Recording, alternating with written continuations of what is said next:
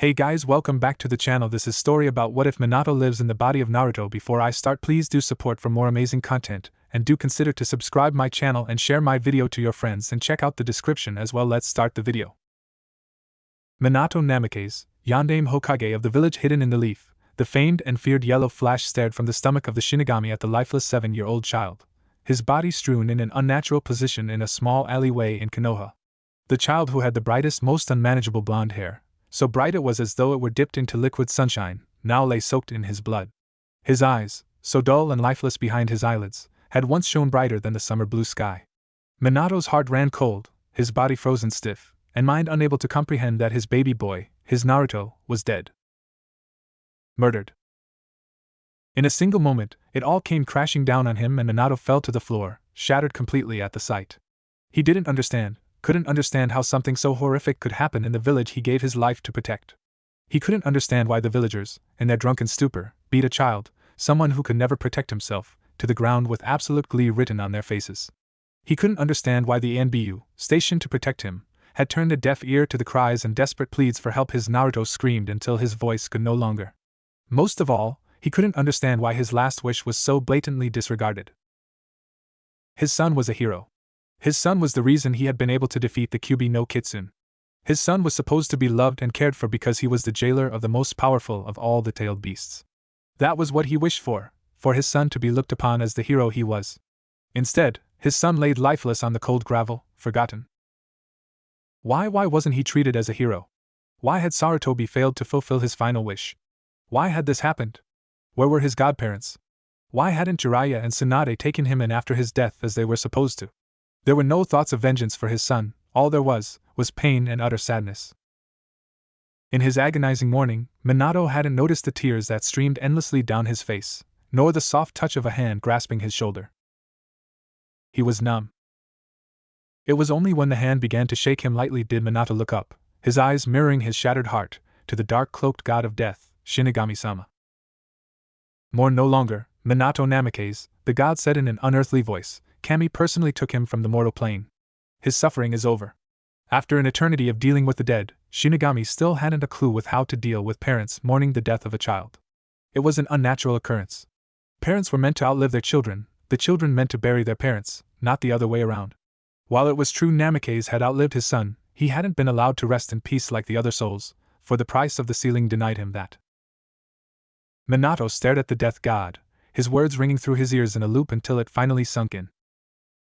Kami-sama took him purposefully? He asked in a low, shaken voice.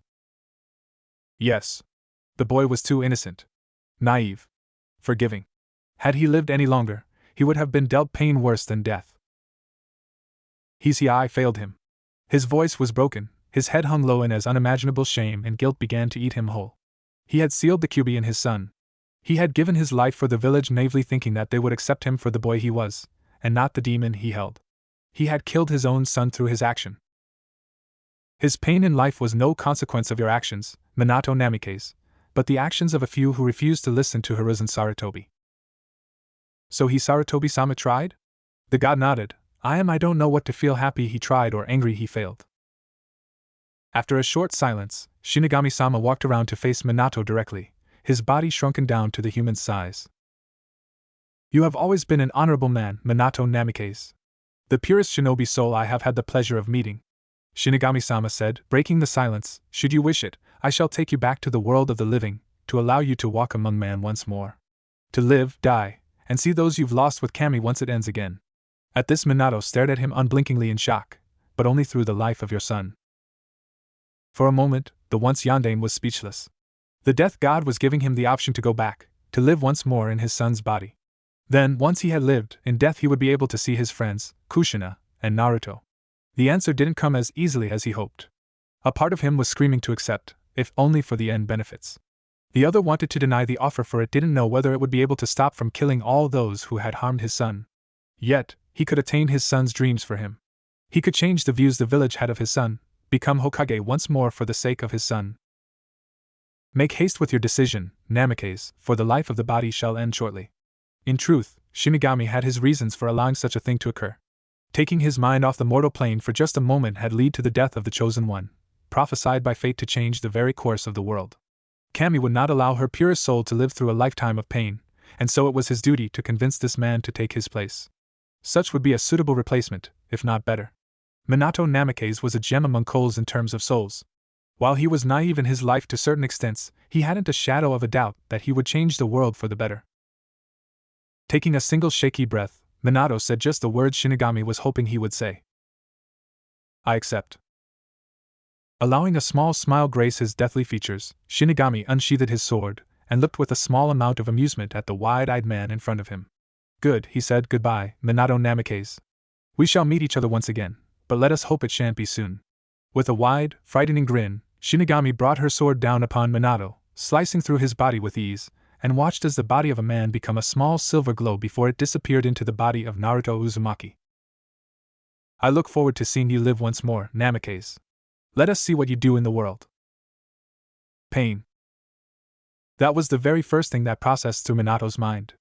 Unrepentant, merciless pain. He could feel his body shake and twitch, the subtle movements giving him a clear feel of his body. His poor Naruto was so tiny. So small. So fragile. Taking a few calming breaths, Minato attempted to open his eyes, the sudden burst of white causing him to grimace and shut his eyes once more. After a short moment, he attempted again, this time prepared for the sudden onslaught of color, and was able to adjust without much pain. His eyes, or rather Naruto's, were met with a dull white ceiling that he knew simply all too well, and not just because of Naruto's memories, which were rapidly embedding themselves in his mind, but because he had spent more than a fair enough amount of time in a room identical to the one he laid in. The hospital. Of course he would be taken to the hospital once someone realized he was in fact alive. It didn't, however, mean he liked it. Appreciated, sure. Liked? Never. Naruto's memories of glaring nurses and subpar treatment from the doctors only made his distaste more pronounced. And as if on some unannounced cue, Hiruzen Sarutobi walked into the small room. Conflicted from punching and hugging the man left Minato to simply stare as the Sandaime Hokage walked in with a grandfatherly smile plastered on his face. The Naruto side of him wanted to scream, "Old man! Come to get me out!" While Minato was pretty sure he wanted to cause him physical harm. One thought was, however, agreed upon with both sides. The man looked old. 7 years and you look like you aged 15. What happened to you, Sarutobi? Minato couldn't help but wonder, only to be brought back to reality when said man finally spoke. How are you feeling, Naruto? He asked, sincere concern laced in his voice. I'm fine. He replied automatically, his voice a little raspy, no doubt from the damage his vocal cords had taken from all the screaming. The slight frown on Sarutobi's face was enough to tell Minato that he didn't believe him. But what did he expect? Technically, Naruto died in that attack.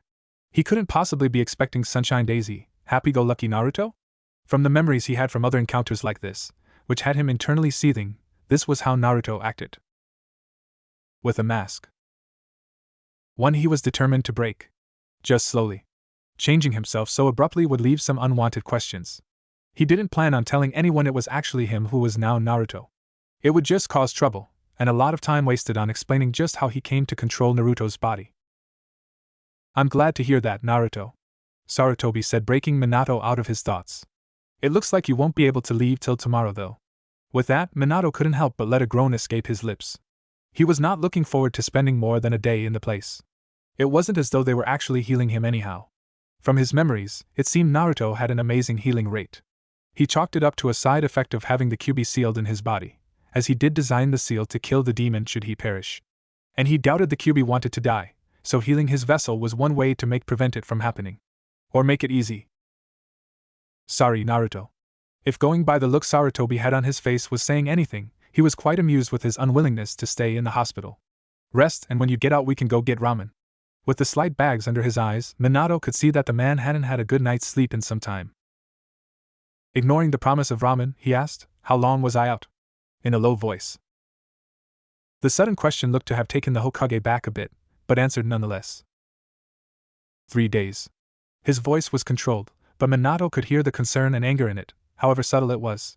So you really do care? Oh, okay.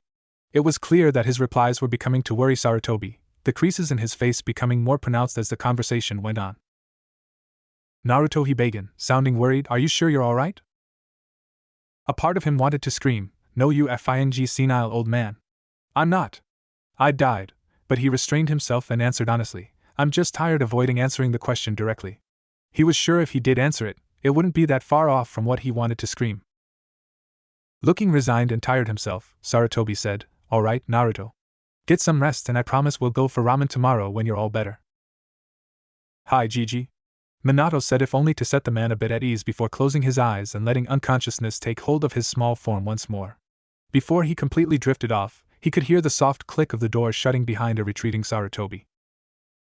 As soon as Hiruzen Sarutobi, Sandaime Hokage, sat back in his office, he couldn't help but let his shoulders sag in relief and guilt. Naruto had been found in an alleyway so broken. The blood loss was enough to kill his small body, coupled with multiple broken bones and internal injuries. He was nearly certain Naruto was dead. He practically fell to his knees when the thought came, only for it to leave with haste as soon as he saw the small, shallow rises and falls of his chest. As soon as they had gotten him to the hospital, he was put in intensive care, his most trusted doctors and nurses the only ones allowed to even go near him. From everything the boy had been through, he wouldn't put it past a close-minded nurse or doctor to kill the boy while he was unconscious. How he wished things had turned out differently if he had been able to explain to the civilians just what Minato had done to seal the Kyuubi before those blasted rumors had spread. Then maybe they wouldn't be so hell-bent on killing him. Yet at the same time he hated himself for being so helpless to do anything to make Naruto's life easier. He, the Hokage, had been put out by damn politics to help him. The civilian council wouldn't allow him to be adopted by anyone, even when there were a number of shinobi clans who were more than willing. Taking a deep breath, he couldn't help but be worried about how Naruto really was. He had an aching, heart-wrenching feeling that the boy's innocence had been utterly destroyed that night. He could see it in Naruto's eyes. Once, they had practically sparkled with childish happiness and mischief.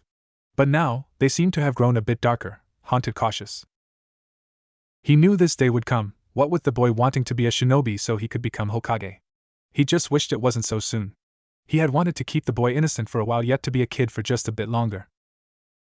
The fates seemed to be working against him. "I swear, Naruto. I'll do everything I can to help you," he thought to himself with a determined glint in his eyes. There comes a time when enough is enough, and he had most certainly had it. It was official. Minato Namikaze was going to snap. He had been awake for all of 30 minutes, and the doctor, whom he remembered was kind and did his job, just wouldn't stop fussing over him. The aging medic Nin kept prodding the skin where his worst injuries had been, triple-checking his charts, and so forth. It was absolutely annoying and unnecessary. So far, they had proved to be worse than when he was stuck in the hospital all those years ago. Sure, they fussed over him, especially during the height of the war, but they were never this bad. Maybe it was because of the war that they didn't have the luxury of fussing over him. He was sure those nurses would be more than happy to take care of him during his recovery. Damn fangirls. Still, his resigned composure during the final checkup gave him time to plan a little on how to live as Naruto. From all the memories given to him, it was clear his son was a ball of absolute sunshine. Never cried, never complained, never stopped smiling in the face of others. His poor baby boy had learned long ago to keep it all inside.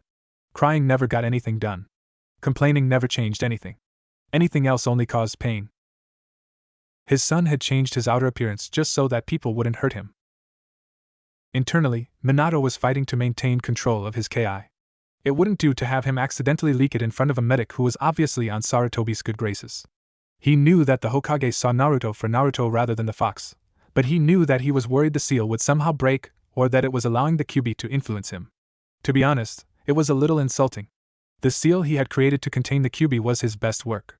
It was the masterpiece among masterpieces. Hell, he had given his soul to the Shinigami to complete it.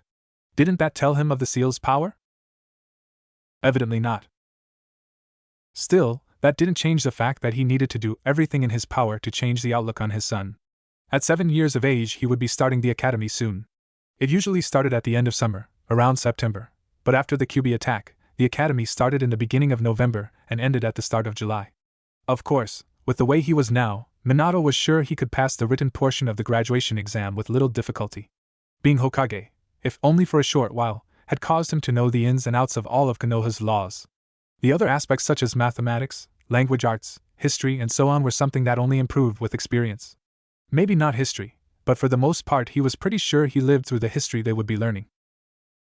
What he really needed to work on was the more physical aspects of his ninja career, ninjutsu, taijutsu, and genjutsu. From the feel of his chakra stores, chakra control was going to be a pain to get down. Thanks to the Kyuubi, Naruto was a chakra powerhouse. Thanks to that, his stamina was off the charts, which somewhat explained why he could hardly remember being able to sit still for very long. He had too much energy to burn. Ninjutsu wouldn't come easily, as the very first thing he needed to do was get better control. It would take a very long time before he'd be able to walk on the trees, let alone water. Shadow clones would do wonders in helping him, especially since with the amount of chakra he had at his disposal, he was a one-man army. But of course he couldn't. Kage Bunshin was a forbidden S-rank technique of the leaf because of the amount of chakra required and the backlash of memories from the clone.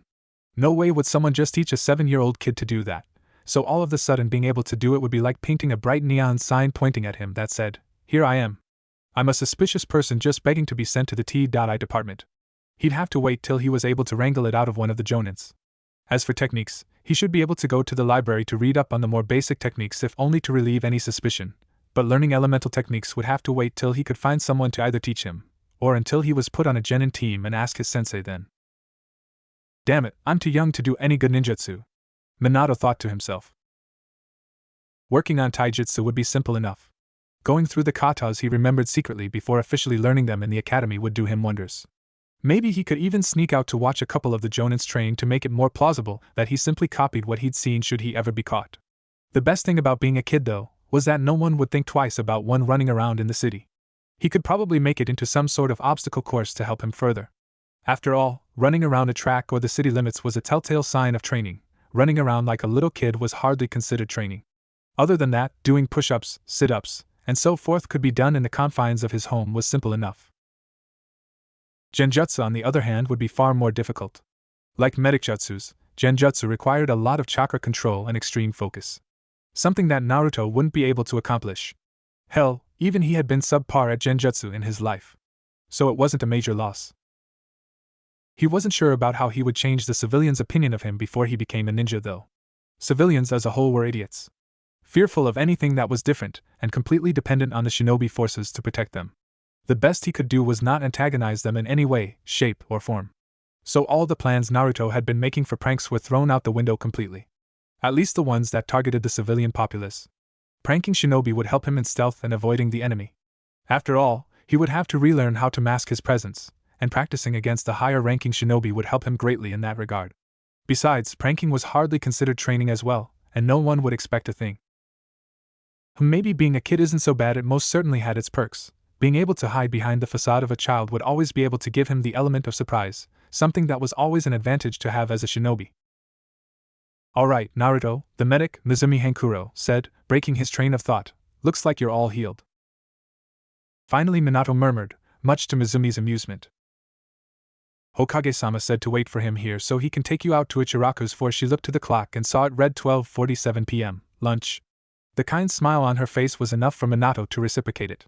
She seemed to truly care about his health, something that was rare for Naruto. While it was hardly enough, Minato was glad Naruto had gotten a few people in his life that cared for him, and gave him small bouts of sincere happiness. "Thanks, Mizumi-san," he said politely, and while he was sure it wasn't a good thing, Minato was greatly amused by her suddenly shocked expression. No problem, Naruto." She stumbled before finally composing herself with the same smile. Was it really that shocking to see Naruto act politely? Considering he called the Hokage Gigi in public would probably make that a yes. "Nah, Mizumi-san, is there any clothes I could wear? I think mine they're too ripped," he asked in a low, somewhat shy voice. Thank you, years of shinobi deception." "Oh. Of course, Naruto," Mizumi said, looking a bit flustered. "I'll go bring you some right now." With that, the kind woman scrambled out of the room, leaving Minato to chuckle a bit. She reminded him of Rin. The poor girl always acted so flustered whenever he spoke to her alone or directly, though admittedly she got better at hiding it with time. Rin, the one thought, made him realize that some of the people he had left behind were still here. Kakashi, Gai, Shikaku, Inoichi, Chuza, Hayashi, Hizashi, hell, even Fugaku, they're all still here. Of course he could never, or rather wouldn't ever, tell them the truth. After 7 years their wounds had been healed, the scars had faded, suddenly telling them that he was in the body of his son would only reopen them, and cause them more pain in the end. At least, that was what he continued to tell himself. He knew, from the one glance at Kakashi's solemn face before he performed the seal, that he had hurt the boy in more ways than he could imagine.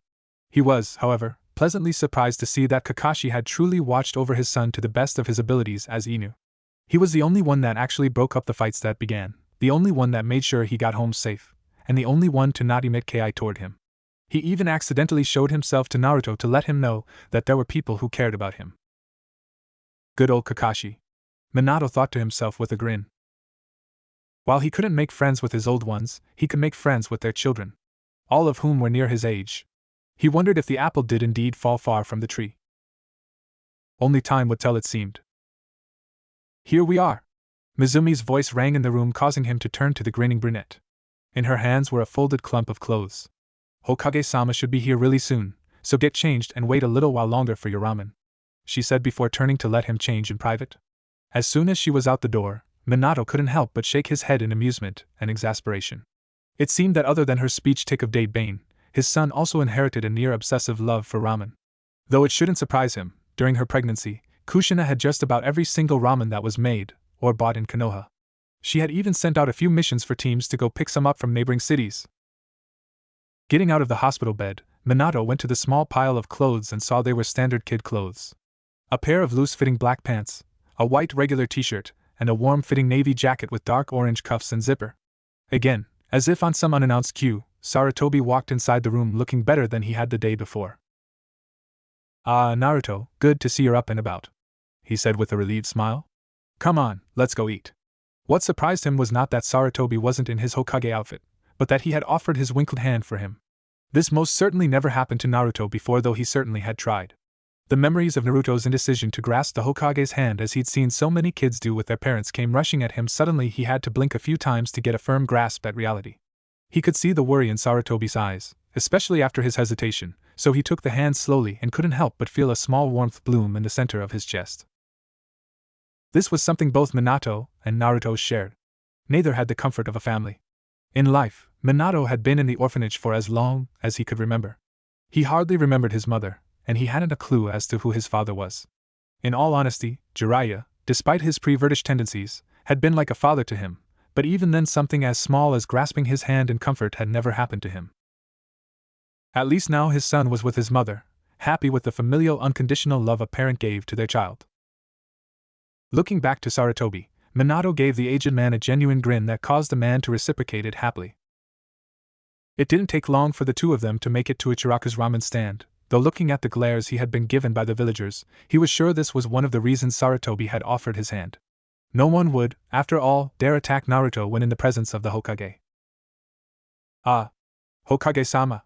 What can I get you?" Tochi Ichikara asked before turning to Naruto. "There you are, Naruto. We've missed you these past few days." Minato couldn't help but smile at the man.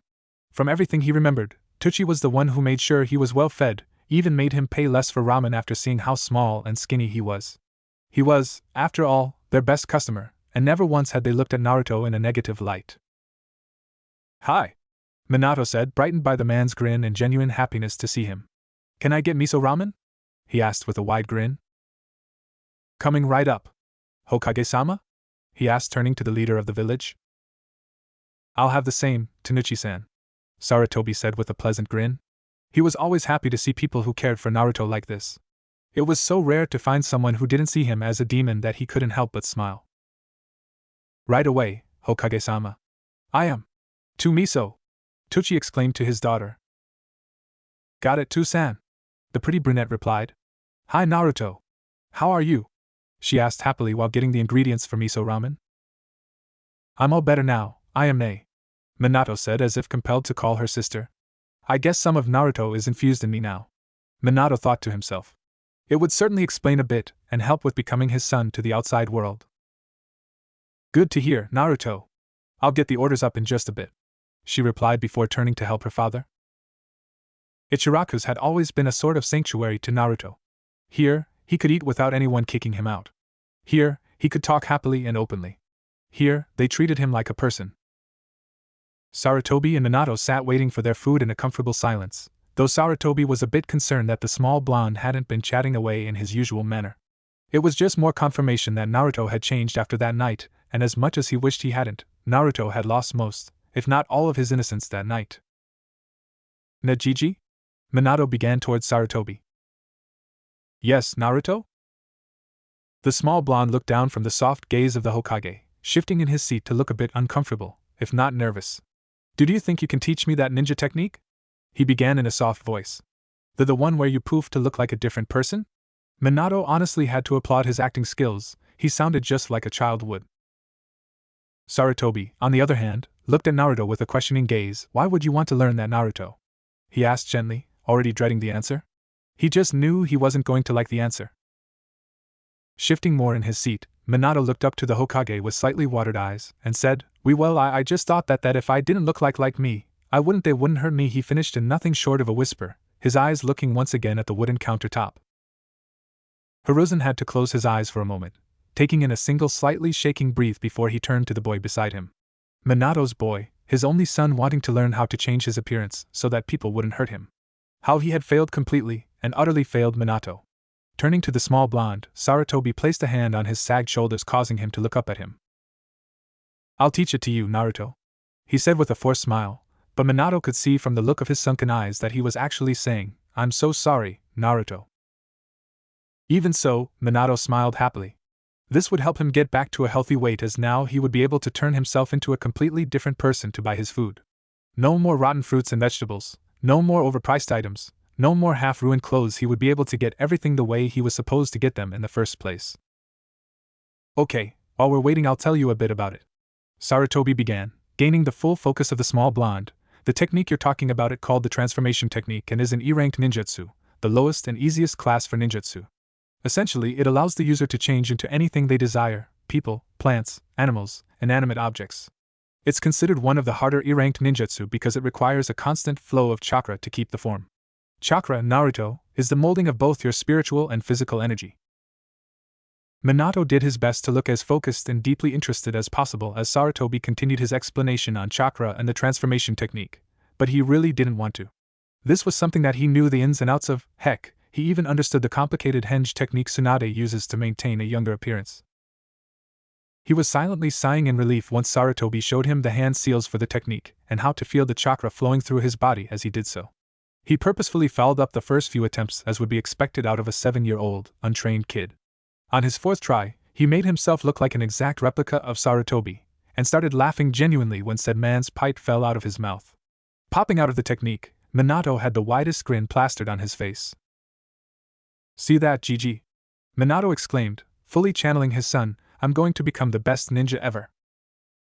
Once Sarutobi regained his composure, he couldn't help but smile and chuckle softly at Naruto, overjoyed that he hadn't lost all of his childish innocence. Ruffling the small blue-eyed boy's hair, he said, I look forward to seeing that day, Naruto. The rest of their time together was spent eating and making idle conversation with Tuchi and Ayam before the Hokage had to get back to his office and attempt to win the war against paperwork. Minato could honestly say that that particular aspect of being Hokage was something he most definitely did not look forward to getting back to.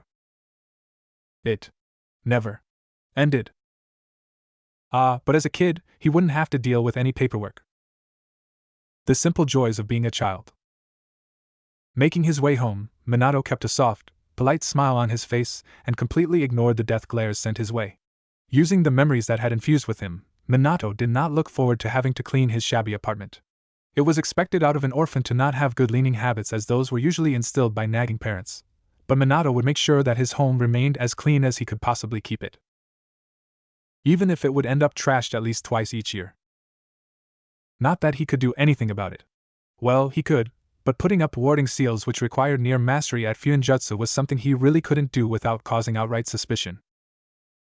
Finally making it back to his rundown apartment, Minato opened the door and was immediately attacked by the slightly rancid smell. He could tell that Naruto was used to it, but Minato sure as hell wasn't. Kami, Naruto, I'm so sorry, he thought with tears in his eyes. Even though Shinigami said this was all of no consequence of his actions, he couldn't help but feel completely responsible for the hell his son had to live through. Taking a deep breath, Minato began to clean his apartment out, ridding it of all trash, all the inedible food, 2 worn-out clothes, and everything he could do without. After throwing the large black plastic bag in the dumpster, his home looked considerably better, if not a bit empty. All he had now was a fairly large bookcase, dresser, nearly broken desk and table, a worn-out bed, outdated kitchen appliances, and the occasional spider here and there. Next step, clean everything. So he did. Taking one of the shirts he had saved for this purpose, Minato scrubbed the entire apartment down with the little soap he had and dusted the floor and wooden furniture. He would have made clones to make this all go quicker, but Minato knew he was being watched by ANBU, as they hadn't completely masked their presence since he was a child. While he couldn't tell if the ANBU was a Hyuga or not, he didn't want to take the risk of their eyes catching him correctly channeling his chakra to make solid clones. So he kept at a steady pace, taking breaks every now and then as his small body demanded. By the time the sun had set, his apartment looked 20 times better than it had earlier, and the smell had nearly completely faded. The next thing he did was take a shower, scrubbing down all the grime and sweat he had managed to produce onto his body. In the morning he would have to go out to buy actual food and not the lifetime supply of cupped ramen he currently had stashed in his cabinets. He would also have to buy some new clothes as well, ones to train in, and more casual clothes. It was a shame, but he wouldn't be able to buy kunai or shuriken until he was an academy student since he didn't have anyone to buy them for him. Making himself a cup of beef ramen afterwards, Minato walked over to his room and fell on the small bed, unconsciousness quickly taking over. He honestly couldn't get a break. It seemed that now that he was completely healed, Minato reverted back to his internal clock and woke up bright and early at 5 a.m. Damn it, I should have known this would happen, he thought to himself before getting up and fixing the bed. It was too early for the markets to be open, so Minato took to another ramen cup for breakfast. He had to wonder though, it seemed that Naruto's diet was almost always ramen. Hadn't he gotten tired of eating the stuff? A memory of Kushina screaming, "Ramen is food of the gods, Minato. You can never get tired of ramen," came to mind, and he realized this was yet another thing he had inherited from his head. Minato finished the small cup of ramen, and he walked over to the long mirror in his room. He figured he would turn into an ordinary plain man, nothing too outstanding to distinguish him in a crowd. So 3 hand seals and a poof later, a dull-looking brown-haired, brown-eyed young man stood in front of the mirror. Yeah, this'll work, he thought to himself before he grabbed his small pouch of money and set off to the markets. While it was still too early for them to be open, the markets were deep in the civilian sector of the city, so it would take a short while walking from his apartment. As he continued to hold up the henge, Minato was practically giddy with really realizing just how much chakra he had at his disposal. With this, he would be able to do techniques he had only theorized because he would never have the chakra required. I'll show them all for you, Naruto, he thought as he looked to the morning sky. I'll show them just how amazing you can be. By the time he had made it to the market sector, the shops were just opening and there were a small number of shoppers looking at their goods. Thanks to his disguise, no one even took a second glance at him and merely gave him everything he needed at their proper prices. He smirked internally at it all, knowing that most of the store owners had kicked him out more than once.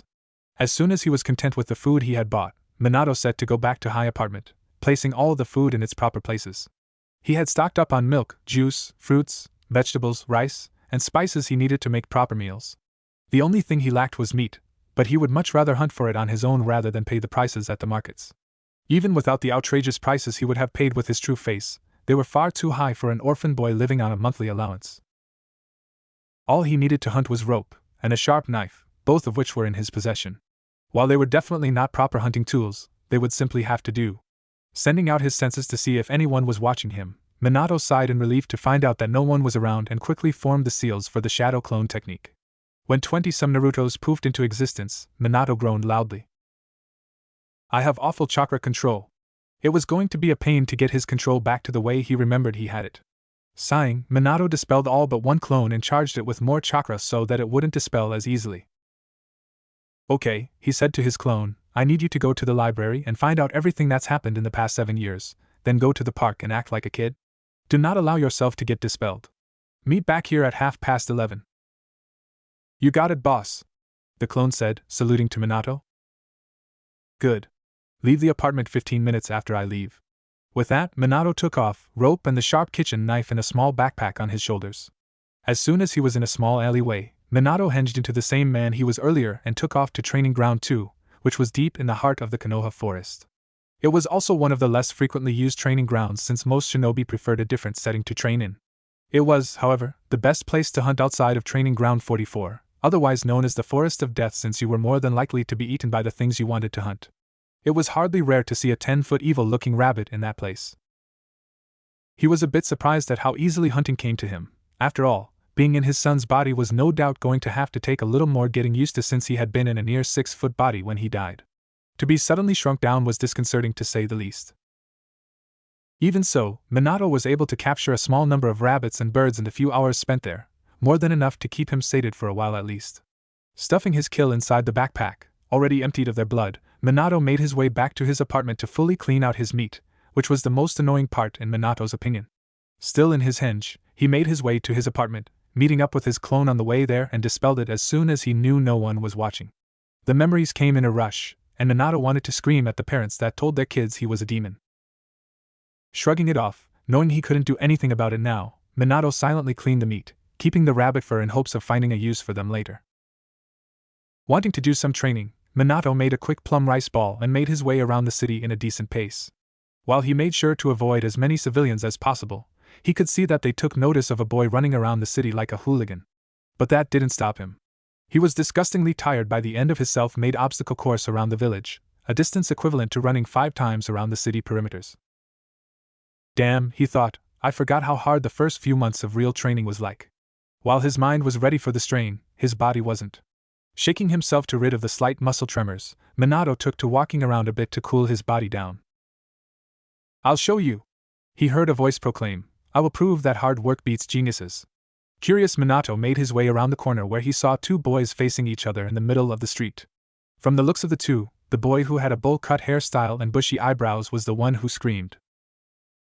You cannot change your fate, one of the boys said. He was tall for an 8 or 9-year-old, his face slightly feminine, but his eyes proved he was a Hyuga, and from the bandages covering his forehead, a branch member. Fate has decreed you cannot defeat me. I will prove you wrong, the boy said again, fire practically burning in his eyes. The other boy seemed done with the conversation and simply turned to leave without another word. The crowd that had formed around him also dispersed as soon as they realized no fight would happen. The boy that was left stared at the back of the Hyuga boy, fierce determination in his eyes. I will prove it, the unnamed boy muttered to himself. I don't care what they say, I will prove it. Curious, Minato walked toward him, tapping his shoulder so he could get his attention. Once the boy turned around, Minato couldn't help but ask, why do you want to prove that? The boy stared at him for a while before saying, with fire in his eyes, because I will prove I can be better than geniuses. I'm not a dead last, just because I can't use chakra doesn't mean I can't be a ninja. Minato stared at the boy wide-eyed. Couldn't use chakra? That was practically a death blow to any ninja career. But the boy in front of him, he couldn't help but feel that it was possible. There were a few number of shinobi in the world who chose to use as little chakra as possible. Mato Guy was one of them. What's your name? Minato asked, curious. To be honest, the resemblance between Guy and the boy was maybe it was just the bushy caterpillar eyebrows. Rock Lee, he exclaimed with a wide grin. I'm Naruto Uzumaki. Minato replied easily with a smile. You know, if you can't use chakra, why don't you just focus on taijutsu? You don't need chakra for that. As soon as he finished, Lee's eyes widened in sudden realization. YOSH. I will become the best taijutsu specialist Konoha has ever seen, Lee exclaimed, the fire in his eyes burning crazily. I haven't seen you in the academy before? He said questioningly. Lee was certain he would have noticed him, his blonde hair was kind of hard to not notice. No, I'm starting this year though, he replied with a wider grin. Honestly, he wasn't looking forward to 5 years at the academy, learning everything all over again. YOSH. Then I will help you. We can train together and I will teach you everything I can to prepare you, Lee exclaimed happily. Minato couldn't help but grin gratefully at the boy. Yes. Now I don't have to hide the fact that I'm training. Thank you, Lee. Yeah. Maybe we could ask one of the Jonins for help? I know. Let's go ask Gigi if he knows who we can ask. Internally, Minato was snickering. Oh, he was going to keep calling the man Gigi. It was way too much fun. Gigi? Lee asked, confused. Yeah, Hokage Gigi. He'll definitely know who to ask, Minato said while grinning widely. You Hokage-sama is your Gigi? Rock Lee seemed floored by the idea. Cocking his head to the side, Minato said, I don't think he is really, but he's old and like a Gigi to me. Nodding in acceptance, Lee said, okay, let's ask Hokage-sama for help. When Minato and Lee began making their way to the Hokage Tower, they spoke of their lives, likes, dislikes, hobbies, dreams. As they continued talking, Minato couldn't help but feel he had found a lifelong friend. I'll help you, Lee, Minato thought as he listened to the energetic boy. We'll both prove everyone wrong. Minato was right. 100%, absolutely correct. Rock Lee and Mato Guy were like freaky twins, or Lee was some strange nature-induced mini-clone of Guy. Once the pair had arrived at the Hokage's office and asked Sarutobi who they could ask about helping them in their taijutsu, while maintaining big bright puppy dog eyes so that the old man couldn't say no, they were introduced to the Jonin, Mato Guy. The man hadn't changed much since Minato had last seen him. He was still as loud as he was 7 years ago, and most definitely had the same bleached-looking smile, and continued to spout out his somewhat confusing springtime of youth and how it burned brightly. Of course Lee had taken Guy in immediately. If it wasn't the fact that they looked so alike, it was the fact that Mato Guy readily agreed to help the two of them on his spare time. He was after all a jonin, he had to go on missions to make a living. Minato, however, noticed the small, nearly unimportant tapping of his finger the Hokage had been doing when he was talking to Guy about the possibility of training them. He was a bit annoyed that his memories of ANBU Morse code was faulty, and he couldn't quite grasp the message he was giving Guy. Though he could guess it had to do with him in some way or another. "Your flames of youth burn brightly," he exclaimed to them, displaying his wide pearly white smile at them. "I will help you both, but I won't hold back, so be prepared." From the corner of his eye, Minato saw Sarutobi flinch in sympathy. Guy couldn't be that bad in training, right? Sure, he went through insane self-induced training regimes when he was alive, but that was mostly just to be able to beat his eternal rival Kakashi. With that errant thought, Minato wanted to facepalm. The guy is going to rub us in Kakashi's face and declare he's a better teacher than him so he wins some sort of unsaid competition. Wanting nothing more than to groan, Minato took in a small breath and said, "I'll do my best not to disappoint you, Guy-sensei," bowing to his new teacher in respect. The small action made Sarutobi nearly drop his pipe. He was torn between feeling elated at the change Naruto was showing or crying at the fact that a near-death experience caused such a change. "Yosh. I as well, Guy-sensei. I won't let you down," Lee exclaimed, bowing to the man as well, albeit a little lower than Minato had. "Good," Guy said happily. "I have time tomorrow, so meet me at Training Ground 14 at 6 a.m. and we'll begin your training." "Hi," the two boys said in unison. While he was somewhat dreading what Guy had in store for them, Minato couldn't deny he was feeling elated at the same time. "Now, boys," Sarutobi's voice rang out in the room, "I want you both to take this very seriously, while I ask Guy to remember that they are both only 7 and 8 years old. Meaning, this isn't something I normally do, and Guy, don't make them do anything even close to your normal training." Minato couldn't help but smile. At least he wouldn't be thrown into metaphorical waters without knowing how to swim. "Of course, Hokage-sama," Guy exclaimed happily. He would have to make a conscious effort to not overexert the two eager potential shinobi. But could anyone really blame him if he got a little carried away?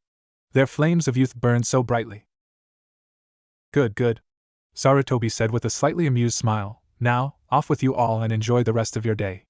Oh, Naruto, here's your monthly allowance, yours as well, Lee," he said, grabbing 2 small envelopes and handing them over to the 2 orphans. On their way to the tower, both had confessed they were orphans, strengthening the growing bond between the two of them.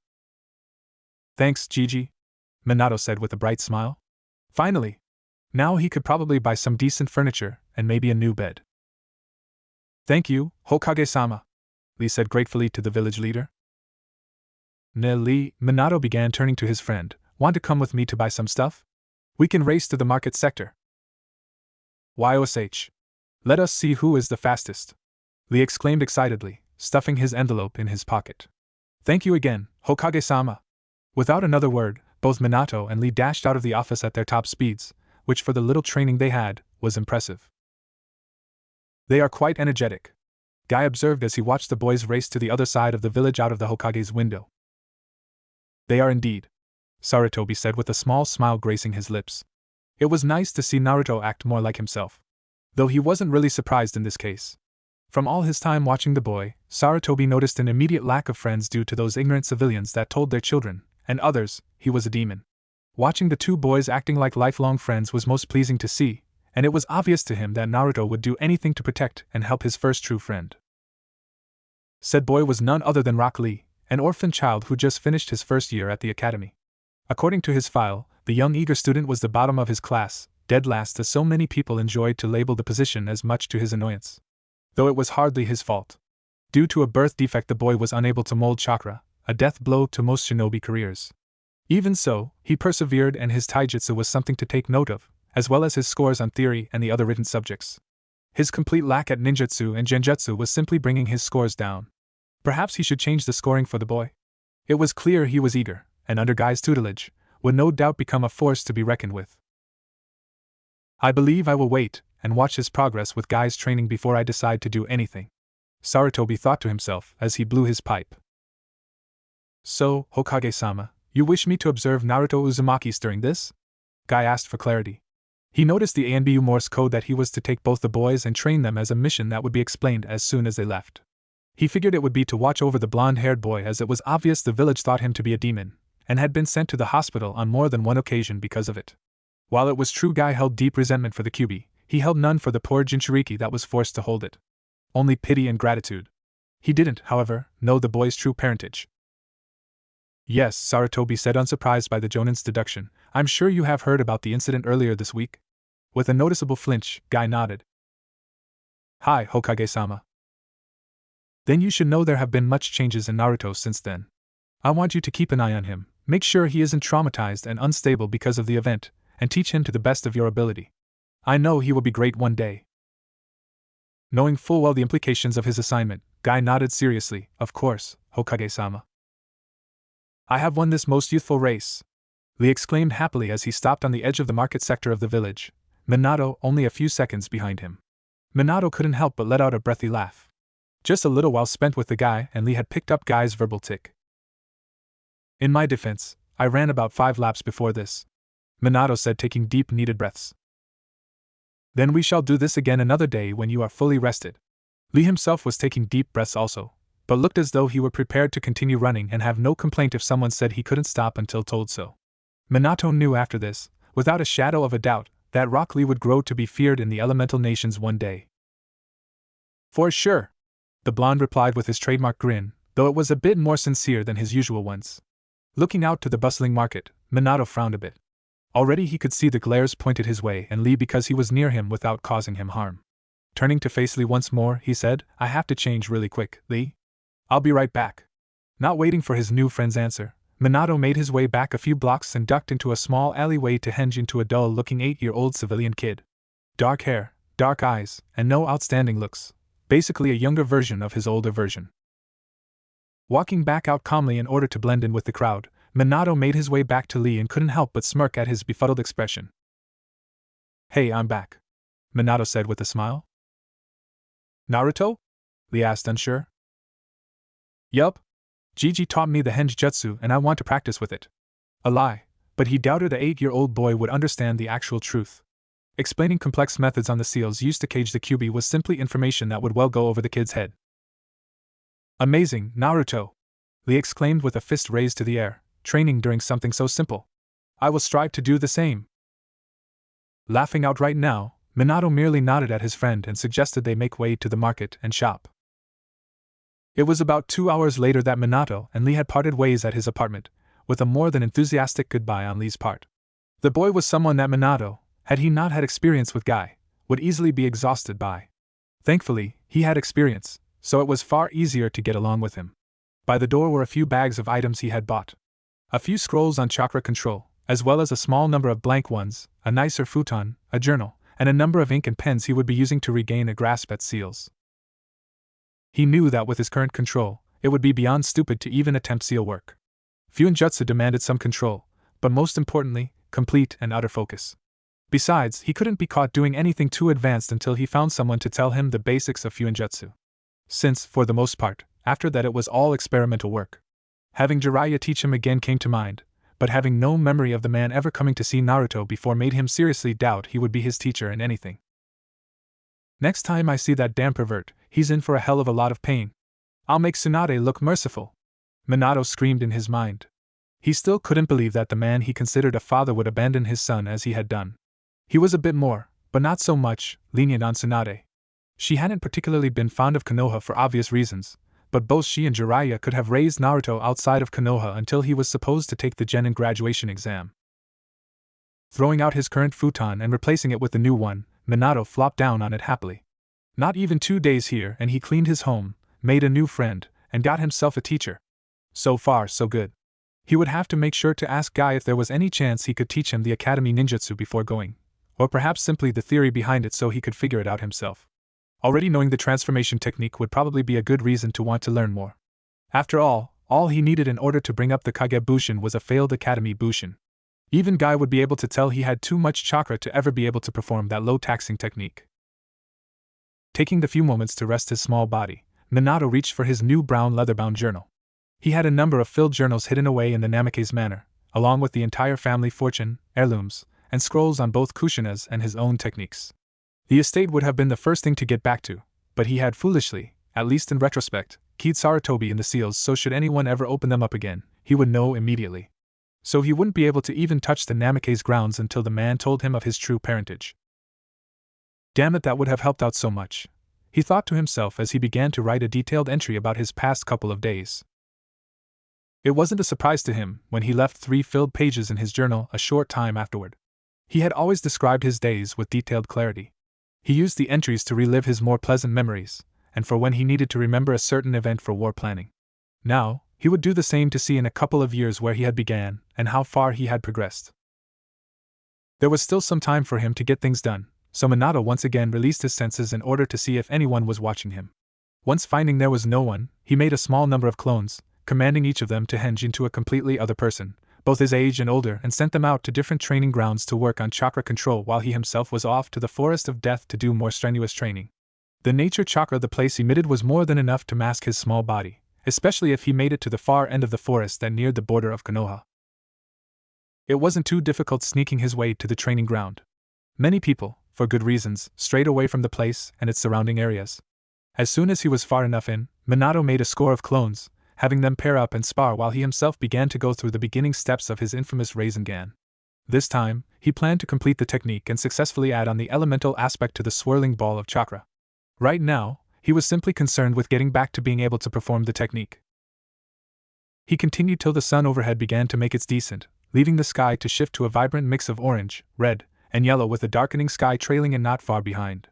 Sending a mental command to his clones, the ones in the other training grounds immediately dispelled themselves, the memories of their training attacking him immediately. Waiting a few seconds, he dispelled the others in small groups with a 5-second interval between each dispelling so he wouldn't be inflicted with a headache. One of his clones gave him the memories of a small boy, an Uchiha from the red fan on the back of his shirt, watching him intensely. He didn't seem to have any training, otherwise he would have masked his presence. Instead, it seemed the boy was content with simply watching him. Thankfully, the clone did nothing to advertise the fact that he knew the boy was watching him, and when he was given the command to dispel, had made his way out of the boy's line of sight. He looked about Naruto's my age. Minato thought to himself before disregarding the event altogether. The boy could be any number of children born to the Uchiha clan around the time Naruto was born. He could even be the youngest son of the clan head, Fugaku for all he knew, or the son of a civilian hoping to one day be a shinobi like so many of his clan. With his body shaking, Minato made his way home slowly, the sky blackened completely by the time he had made it to the front of his apartment door, leaving on the street lights to illuminate the streets. Rubbing his eyes, Minato went to the kitchen to make himself a much-needed dinner. With the help of a shadow clone, his food that consisted of well-cooked rabbit meat, rice, and a large number of steamed vegetables was readily waiting on the table for him to eat. The food, he realized, tasted fantastically. He knew he was a good cook, but certainly not of this caliber. He's never been able to eat anything like this, Minato thought to himself, as he stared sadly at his meal.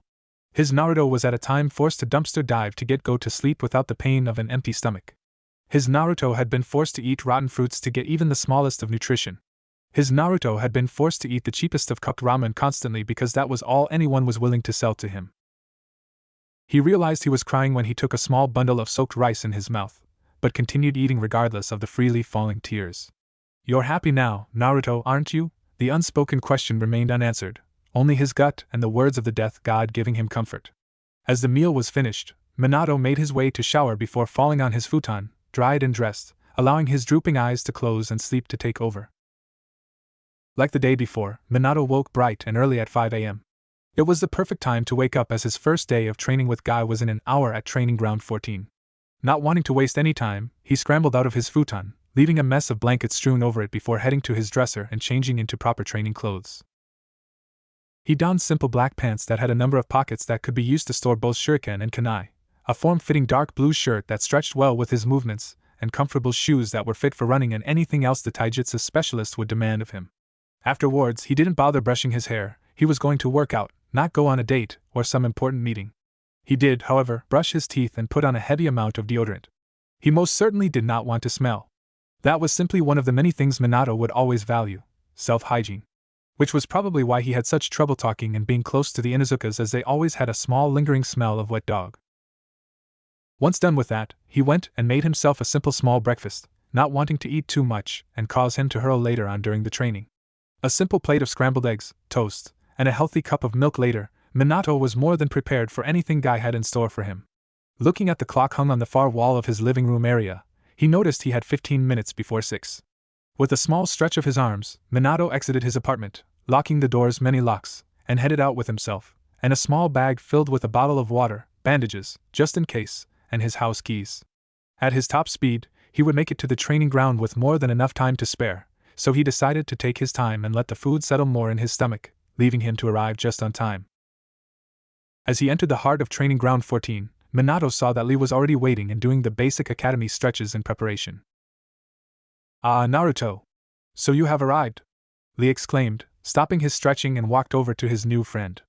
Minato greeted him with a wide grin, his hands resting at the back of his head. "Hey Lee! See you're here early." "Yes. I simply could not wait to begin our training," the boy said with vigor.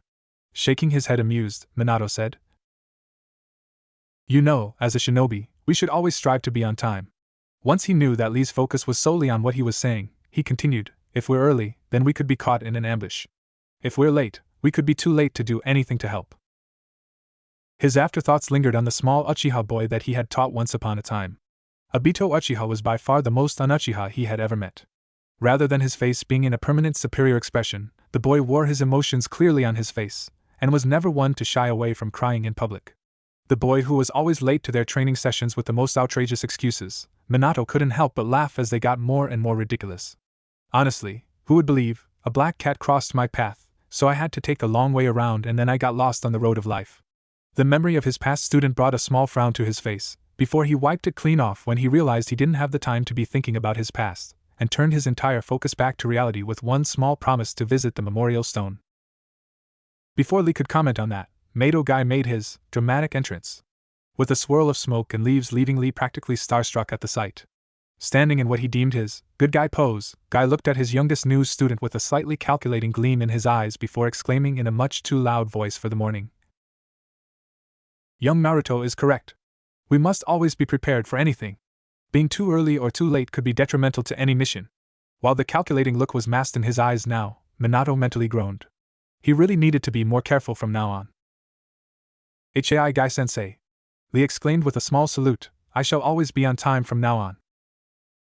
"That is good, my most youthful students," Guy more than happily exclaimed. "Now, on to the training. First, we stretch." "Hi!" both the boys exclaimed. They spent a fair amount of time stretching their muscles in preparation for what was to come.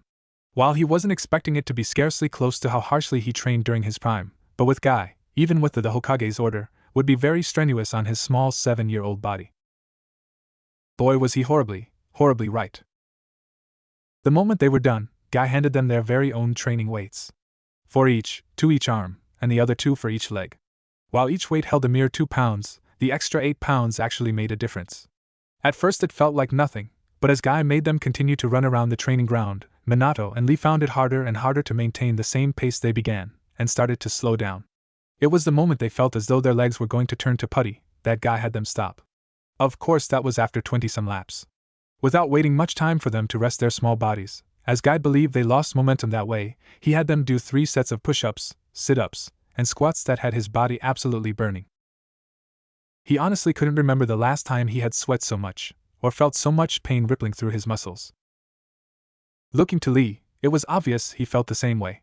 Regardless, both boys never uttered a word of complaint. He knew that he couldn't do any actual techniques until he built up his body strength and agility. At least out in the open, however desperately he wanted to show off and be deemed a prodigy. He still could be deemed a prodigy, of course, and the Hokage would accept it without much doubt. During his life, he was Rookie of the Year, and surpassed the older, and his own generation in strength, intelligence, and skill. He was deemed a prodigy because of his near-photographic memory and his ability at absorbing information and techniques like a dry sponge. If not from him, then from Kushina. She was one of the best, if not the best kunoichi in the leaf during their life. But that would have to wait a bit longer. At least he could show his potential in this training, and then much more during the academy. He would do everything possible to skip at least a single grade. The first few years of the academy were torture the first time. He did not need to relearn basic reading, writing, and history from the school all over again, or in this case, the first time. He most certainly wouldn't mind the possibility of being put on Lee's genin team. By the time they should be graduating, The two would have unmatchable teamwork because of their training and friendship. It was at the near end of their training session with Guy that Minato saw the heartwarming familiar face of his past masked student. Kakashi, he thought as he looked at the older version of his student he left behind 7 years ago. He was 21 now, if his math was correct. He had missed out on his 21st birthday, he had missed his first legal drink. By the gods, he had missed so much. Doing everything to keep his face as passive as he could, Minato stared with sweat dripping from his face freely as Guy greeted him. My eternal rival! He screamed, pointing a finger dramatically at Kakashi, you have finally chosen to make an appearance.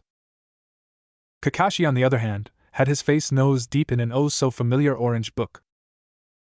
Damn it, he mentally cursed, when did Jiraiya corrupt my student? I'll strangle that man! Minato thought, furiously frustrated at the man while keeping a natural-looking confused expression on his face. He couldn't have an ounce of recognition in his face. It wasn't as if Kakashi had ever introduced himself as the Inu Anbu before, or any time before. Kakashi said with a bored expression in his visible eye, you say something? Guy, on the other hand, simply shook his head before exclaiming, Ah, Kakashi! You and your hip attitude! Enough of that, you are very late. A shinobi should always be on time, Lee proclaimed with a raised fist. It was obvious he had taken what both Guy and he had said to heart. Sorry, there was an old lady who dropped her groceries, so I had to help. Then she kept me for tea and I couldn't just say no, he said in a deadpan voice while his eye crinkled into a familiar eye smile. While both Guy and Lee looked at him with mirrored disbelieving expressions, Minato could scarcely contain the sorrow he felt for his student. Is this how you grieve for your friend, Kakashi? He thought to himself, is this how you remember him? One look in Kakashi's slightly narrowed eyes, Minato wiped the look to keep an innocently confused expression. Let me introduce you to my most youthful students. His part-time teacher said to his eternal rival, this is Rock Lee, and Naruto Uzumaki. Boys, this is Kakashi Hatake. Hello, Kakashi-sensei, Lee said, exclaimed with a small bow. Hello, Kakashi-senpai. Minato was able to make out without any hesitation. It was way too weird to even consider Kakashi his teacher when it was him who had taught the boy when he was younger. Near the end of his life, he was happy to admit their relationship was similar to that of an older brother, or another father-type figure.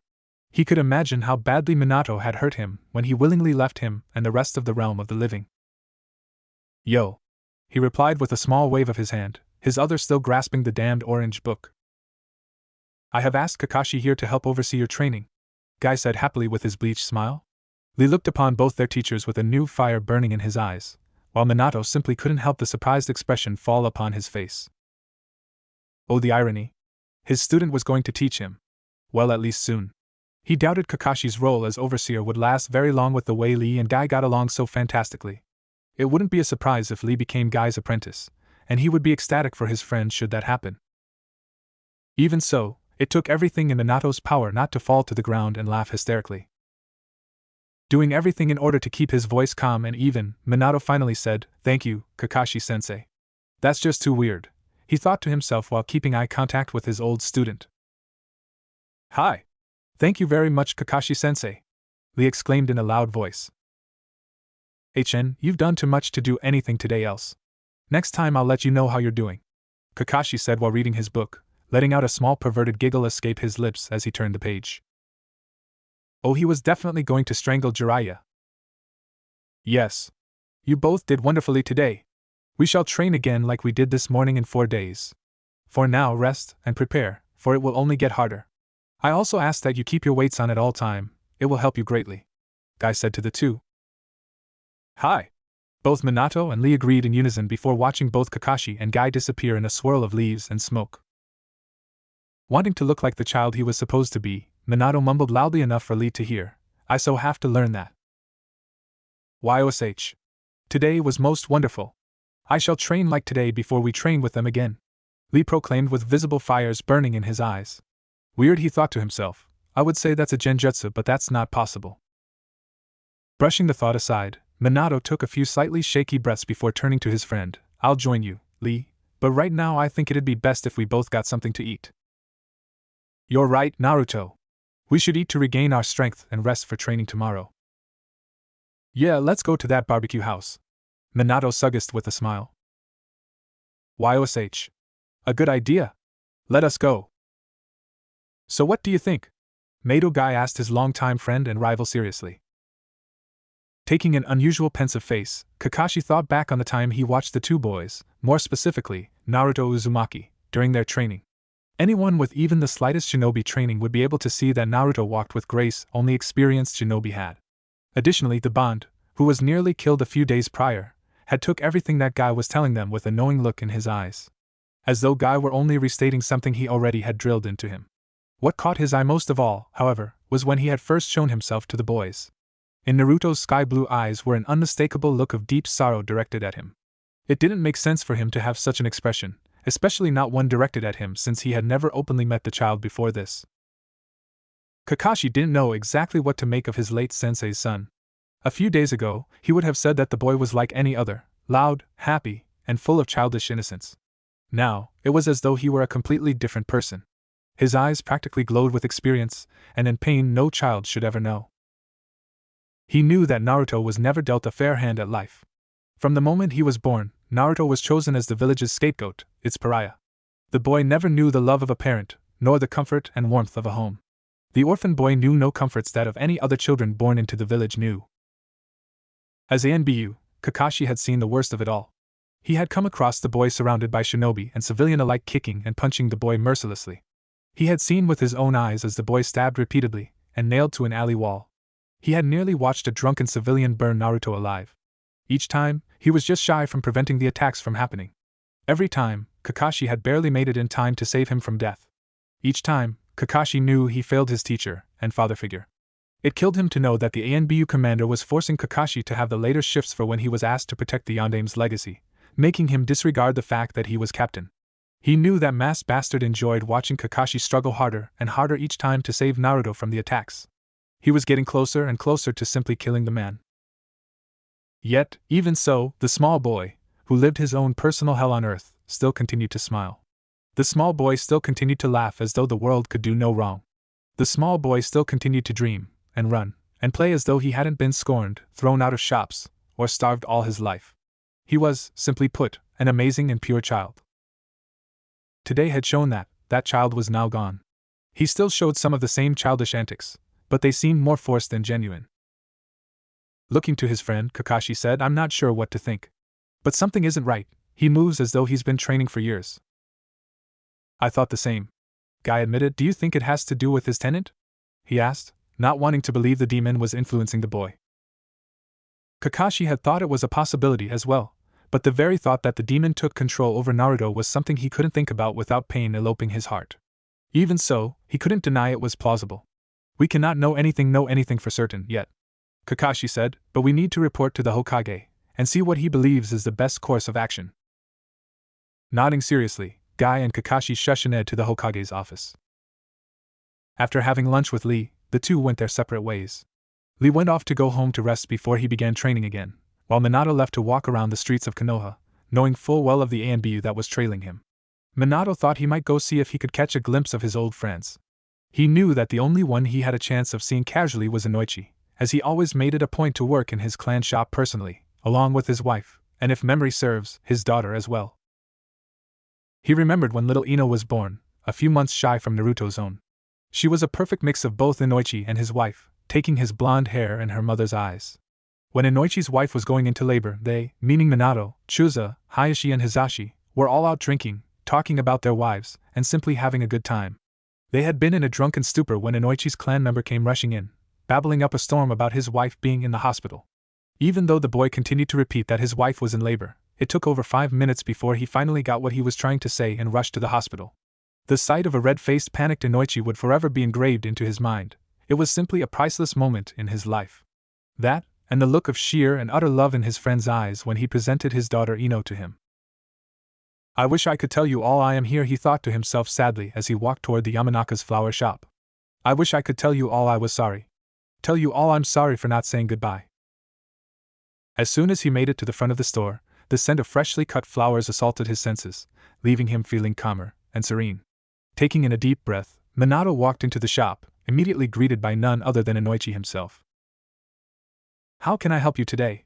he asked in a polite voice. Minato knew that he was one of the few in the village that actually knew Naruto was his son. While he was disappointed none of his friends ever took Naruto in, He knew that they would have fought tooth and nail to adopt the son of their late friend. He was sure, when the Hokage decided he was old enough to know his true lineage, he would discover why they hadn't adopted him, and why they hadn't done much, if anything, to help him throughout his life. Looking up at his friend shyly, Minato said, "I wanted to get some flowers for him, a memorial." Inoichi looked at the small boy in front of him and couldn't hide his surprise. For one, he was surprised that his best friend's son was in his shop, but shocked that he was asking for flowers specifically for a memorial. "May I ask why you want flowers for a memorial?" he asked, unable to hold the question back. A bit startled that his friend, who was a certified therapist, would ask such a personal question so bluntly, he decided to answer honestly. Hokage told me that my parents died protecting the village from the Kyuubi. I never thanked them for saving me and the village, so I thought I could do it now, he said, not looking at his friend, and rather found a certain spot on the floor to be far more interesting. Taking a deep breath, Inoichi had to stop himself from telling Naruto that his father was the sole reason the village wasn't burned to the ground. The reason that everyone was still alive and well. That his father was the hero among heroes. That his mother was the best kunoichi in the village. That his parents loved him with all their heart. That he wasn't a demon, just a jailer, and should be treated as a hero for the burden he had to bear. But in doing so, he would break the damned SS rank village secret and law the Sandaime Hokage placed shortly after Naruto's birth and personally sign his death certificate. "I see," he finally said with a sorrowful glint in his eyes, "I have the perfect thing for that." Leaving the small blonde-haired whiskered child for a moment, Inoichi picked up a small bundle of flowers, the combination of flowers that meant remembrance, thanks, and love. "Here you are," he said, kneeling down to the boy's height, and handed him the small bundle. "Thank you," Minato said with a small bow. "How much do I owe you?" With a kind smile, Inoichi merely shook his head. "Just keep them, and pay respect to your parents for me." "Thank you very much," Minato said with a genuine grin. He knew he could count on his friend to show kindness to his son, even though he couldn't openly. Had he lived, he would have protected Naruto from anything and everything. For Inoichi, openly protecting Naruto or having his family show him any kindness would bring the village's wrath upon his family, and that was something he could not do, no matter how hard it was to see his friend's son suffer. At least in the confines of his shop, he could show the boy a small kindness. With a happy smile, Minato left the shop and continued on his way home. He couldn't go specifically to the memorial stone, as the ANBU was still trailing him, but he could place them on his apartment windowsill and pray that his son and wife were happy with Kami. That his son was finally feeling the comfort and love from the embrace of his mother. That Naruto was feeling truly safe for the first time in his life. That his Naruto was finally truly happy. When he made it home, it was mid-afternoon. The sun glazing his back with a warmth that Kushina's smile always brought him. Bounding into his apartment, Minato placed the bundle of flowers in a small vase and placed it on the windowsill. With a smile of his own, Minato turned to leave his apartment once more, deciding to spend the rest of his day in the library reading up on the history of Konoha. Soon, he would be starting the academy. The start of the year was a mere couple of weeks away. Minato had every intention on making his son considered a prodigy, and to his friend, a genius of hard work. "Watch me, Naruto. Watch me as your dreams become a reality." "This is most troubling." Hiruzen Sarutobi breathed out, his face drawn in a deep frown filled with worry. Both Guy and Kakashi had just reported in after their first training session with Rock Lee and Naruto Uzumaki. The report was concerning, to say the least. To believe in the possibility that Naruto was being influenced by the Kyuubi was more than worrying. As Hokage, it was his duty to deal with potential threats to Konohagakure, but to think that a little boy just turned 7 could fit in that category was heartbreaking. More so to know that this little boy was the son of his friend, and that the influence something that was out of his control, no doubt due by the pain and suffering he had to go through. Both Kakashi and Guy couldn't help but agree. Neither held any hatred toward the boy, and only wanted to give him the best they could offer without bringing upon the wrath of Konoha, and many of the council upon themselves, helping either party in the end. Kakashi had to bite his tongue when remembering that council meeting. It had been no more than an hour after Minato Namikaze, his father figure, had sealed the Kyuubi in his son and sacrificed himself as payment to the Shinigami.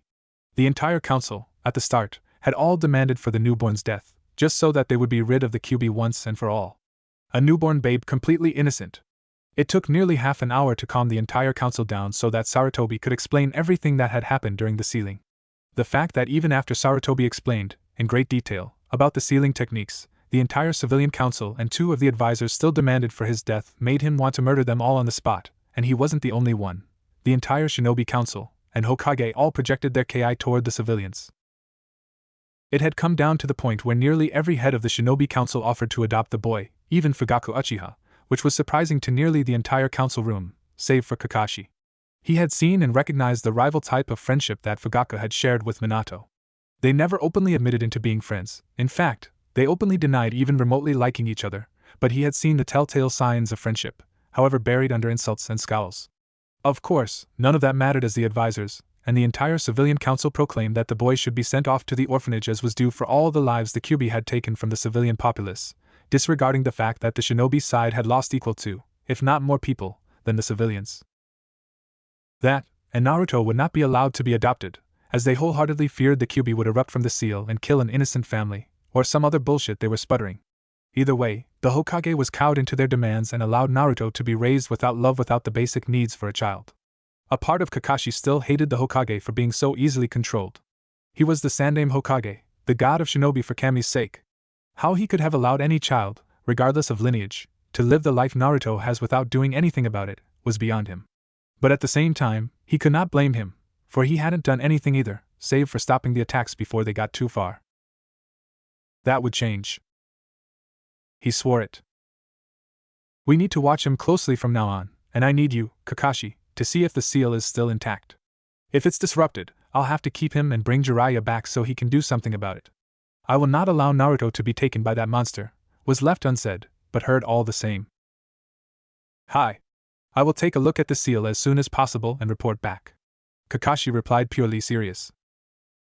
Good guy. Test his knowledge on taijutsu. The way you describe this, it seems he already knows the academy basics. If he displays more advanced stances, we need to know where he learned them. Hi, Hokage-sama, I will do so. Guy answered with a small bow. You are dismissed. Report back after your next training session, or if you see something suspicious. Hi.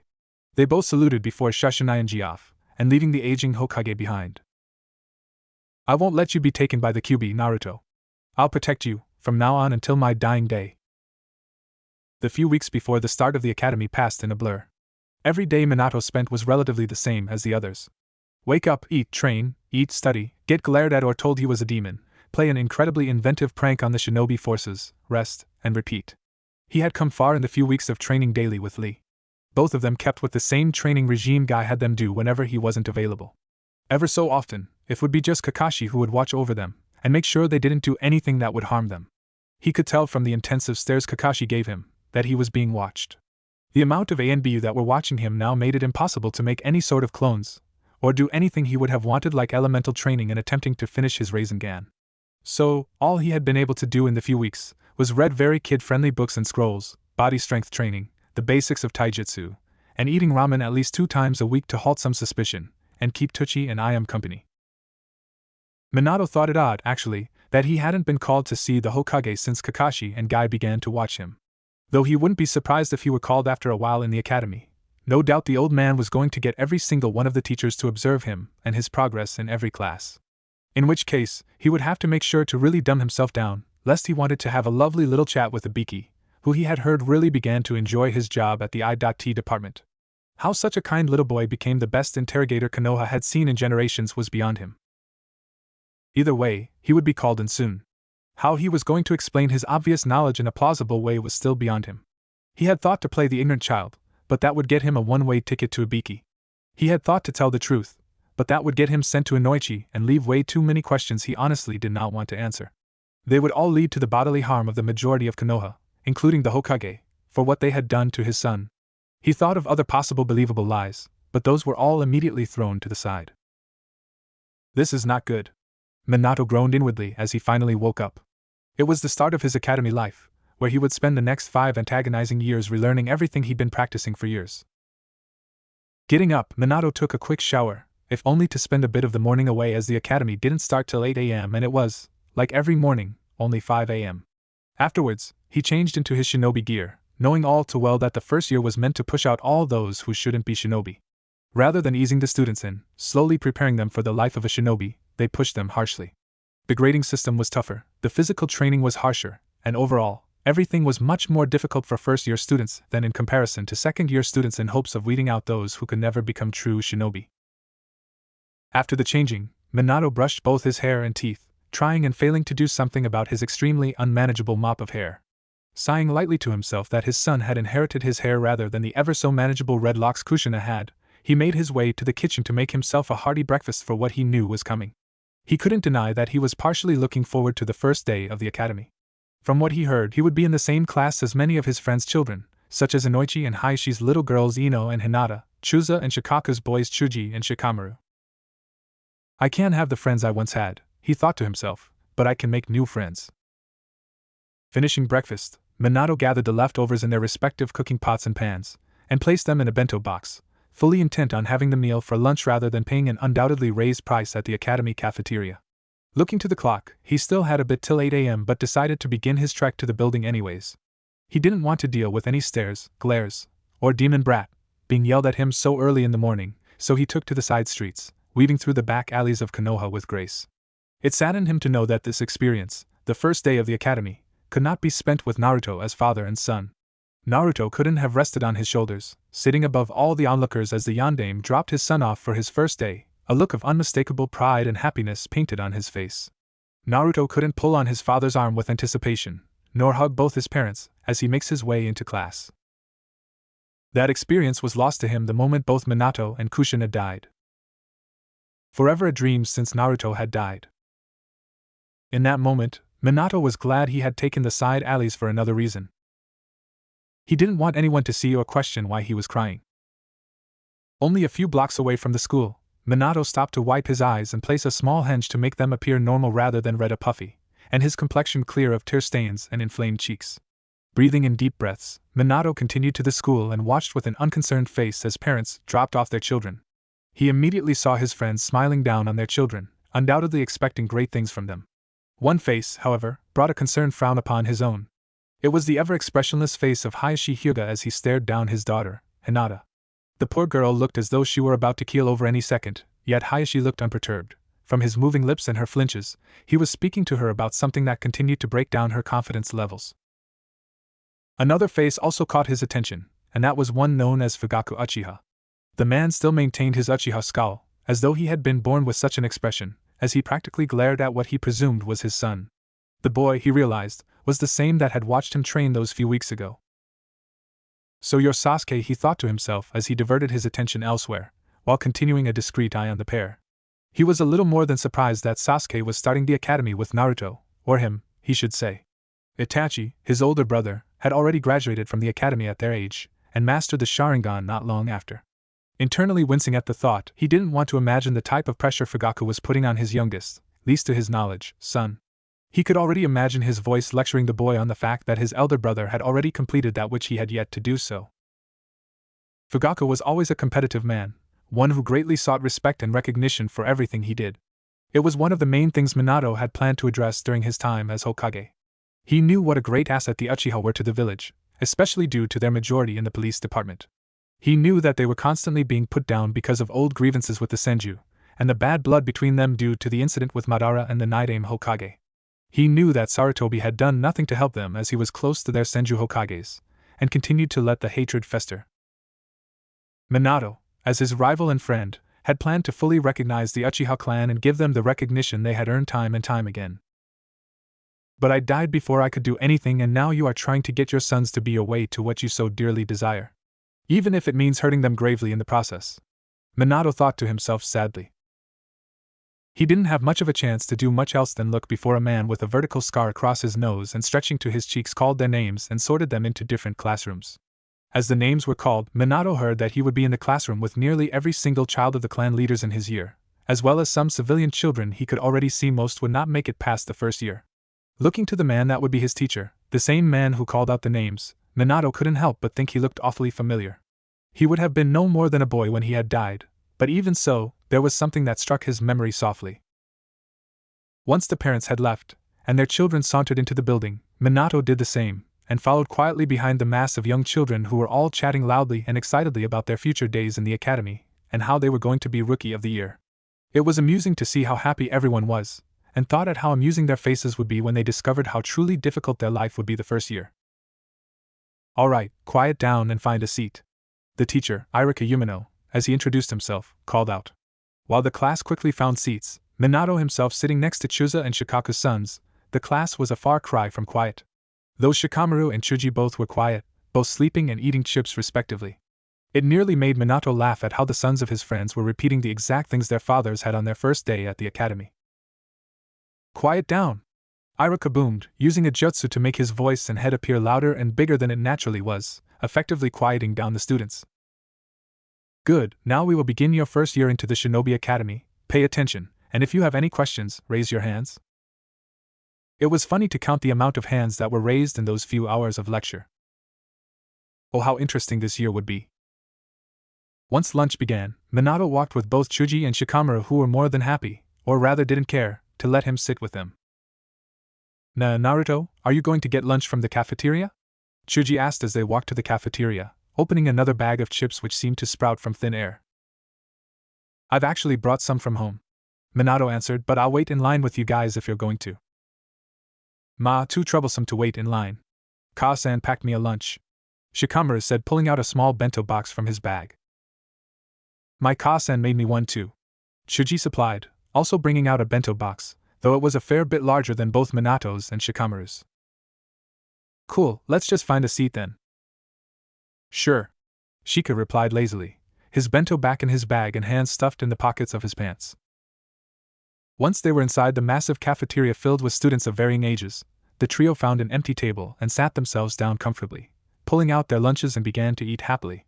It was a while after that a boy with red upside-down triangles on his cheeks came to their table, his lips pulled back into a fanged grin, and his eyes alight with childish happiness. Hey! He called out to the eating trio, can I sit with you guys? Rather than waiting for an answer, the boy merely sat himself down next to Minato and brought his lunch tray in front of him, began to eat happily, and then continued to introduce himself, food still in the process of being chewed in his mouth. I'm Kiba Inuzuka, by the way. Mildly grossed out at the sight, Minato gave a very practiced wide grin and said, Naruto Uzumaki. Databeo. Too troublesome to introduce myself, Shika mumbled to himself, Shikamaru Nara. He supplied lazily before returning to pick at his food. I'm Choji Akimichi, the plump boy said between swallows of food. Nice to meet ya, the Inuzuka said with a slightly feral grin. You know, this place is a lot harder than I thought it would be, he added a bit after a few bites of his food. Yeah, they're giving a lot of homework already, and it's only the first day, Choji said heatedly. Tusan said it would be hard, but I think it's because they try to get rid of all of the people who can't handle being shinobi, you know, like a lot of the civilians and stuff, Shikamaru drawled logically. Minato wasn't the least bit surprised at the boy's intuition. He was a Nara, but more importantly, he was Shikaku's son, and that man was a bloody genius. Put his mother's genes into the mix, who was a prodigy in her own right, the boy was bound to have incredible intelligence levels. Shame it seemed the boy inherited his father's laziness. The other two, mainly Kiba, on the other hand, looked at him with awe. That makes sense, Kiba said, scratching his head. You always were smart, Shika, Choji complimented with a wide grin on his face. Hey, Nara's like born super smart, right? Minato said with a smile. Too troublesome, Shika muttered, a slight shade of pink speckled across his cheeks. Ah! Screamed a very familiar voice, there you are, Naruto. I have been looking everywhere for you. Each boy looked to where the voice had originated from, and Minato nearly laughed himself out of his seat at the looks on his new friends' faces as they spotted Lee. Lee, who had caterpillar-like eyebrows, and most importantly of all, wore a green spandex suit much like their teacher. He wondered for a moment if he had that look when he was first introduced to Guy. Hey Lee, Minato said, waving happily at his friend and training partner, want to sit down and eat with us? Of course. I would love to sit down with you to eat and meet your youthful friends, the tall boy replied, his white, nearly bleached-looking grin practically blinding his friends. Lee, these are my classmates and friends? He asked slightly, receiving happy nods from the boys in response before continuing, pointing at each boy respectively as he introduced them. Guys, this is Rock Lee, my really good friend and training partner. He's a year ahead of us. It is wonderful to meet you all. I shall help you first years in every way I can, he finished, pulling off his own good guy pose that left Minato's friends looking at him with something akin to disbelief, before continuing their meal and enjoying the remainder of lunch together. Once the day was over, Minato said goodbye to his friends, leaving before they had a chance to introduce him to their parents. And Noichi was hard enough, he didn't want to have to be introduced to Shikaku and Chusa together. Besides, Shikaku was way too intuitive for his own good. One look at him and somehow, someway, the man would discover his secret. How? He hadn't a clue, but never once was Minato able to keep anything from that man. He had been the first to discover, outside from the Sandaime Hokage, who was the only one who knew that he had married Kushina. He had also been the first to discover that he was to be a father before he had even told anyone. It was as if he could look into your very soul and read everything little secret as though it were an open book before him. Though he was proud to say he had beat the man once in shogi. Even though it was only one time in the hundreds of games they undoubtedly played together, he had won nonetheless. So, he did not want to say hello to either parent, and went off on his merry way to complete the small pile of homework he had collected throughout the day. It seemed the first year at the academy had gotten tougher in times of peace. Though that was to be expected, he supposed. While on his way, Minato looked over the short pile of paper and realized the homework was far more advanced than it should be. Some of the questions would have Chunin hard-pressed to answer. They're doing this on purpose, he thought grimly to himself. They want Naruto to fail out of the academy. I can't answer all these questions correctly, I can't answer even 10 of them without tipping them off, I know more than I should. He growled in frustration. It wasn't as though he could find the answers easily either. Some of the knowledge was stored and sealed only for those of the respective ranks could see them. I'll have to ask someone then. I don't want to fail, damn it. Naruto won't be dead last. He'll be Rookie of the Year, always. Taking one last glance at the papers in his hands, Minato turned himself around and headed straight to the Hokage Tower.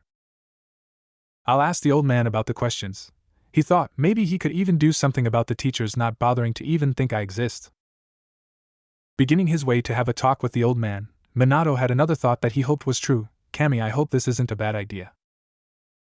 Minato couldn't help the feeling of absolute dread come over him as he made his way to the Hokage Tower. Everything in his body down to a molecular level was screaming at him to go home and leave it be.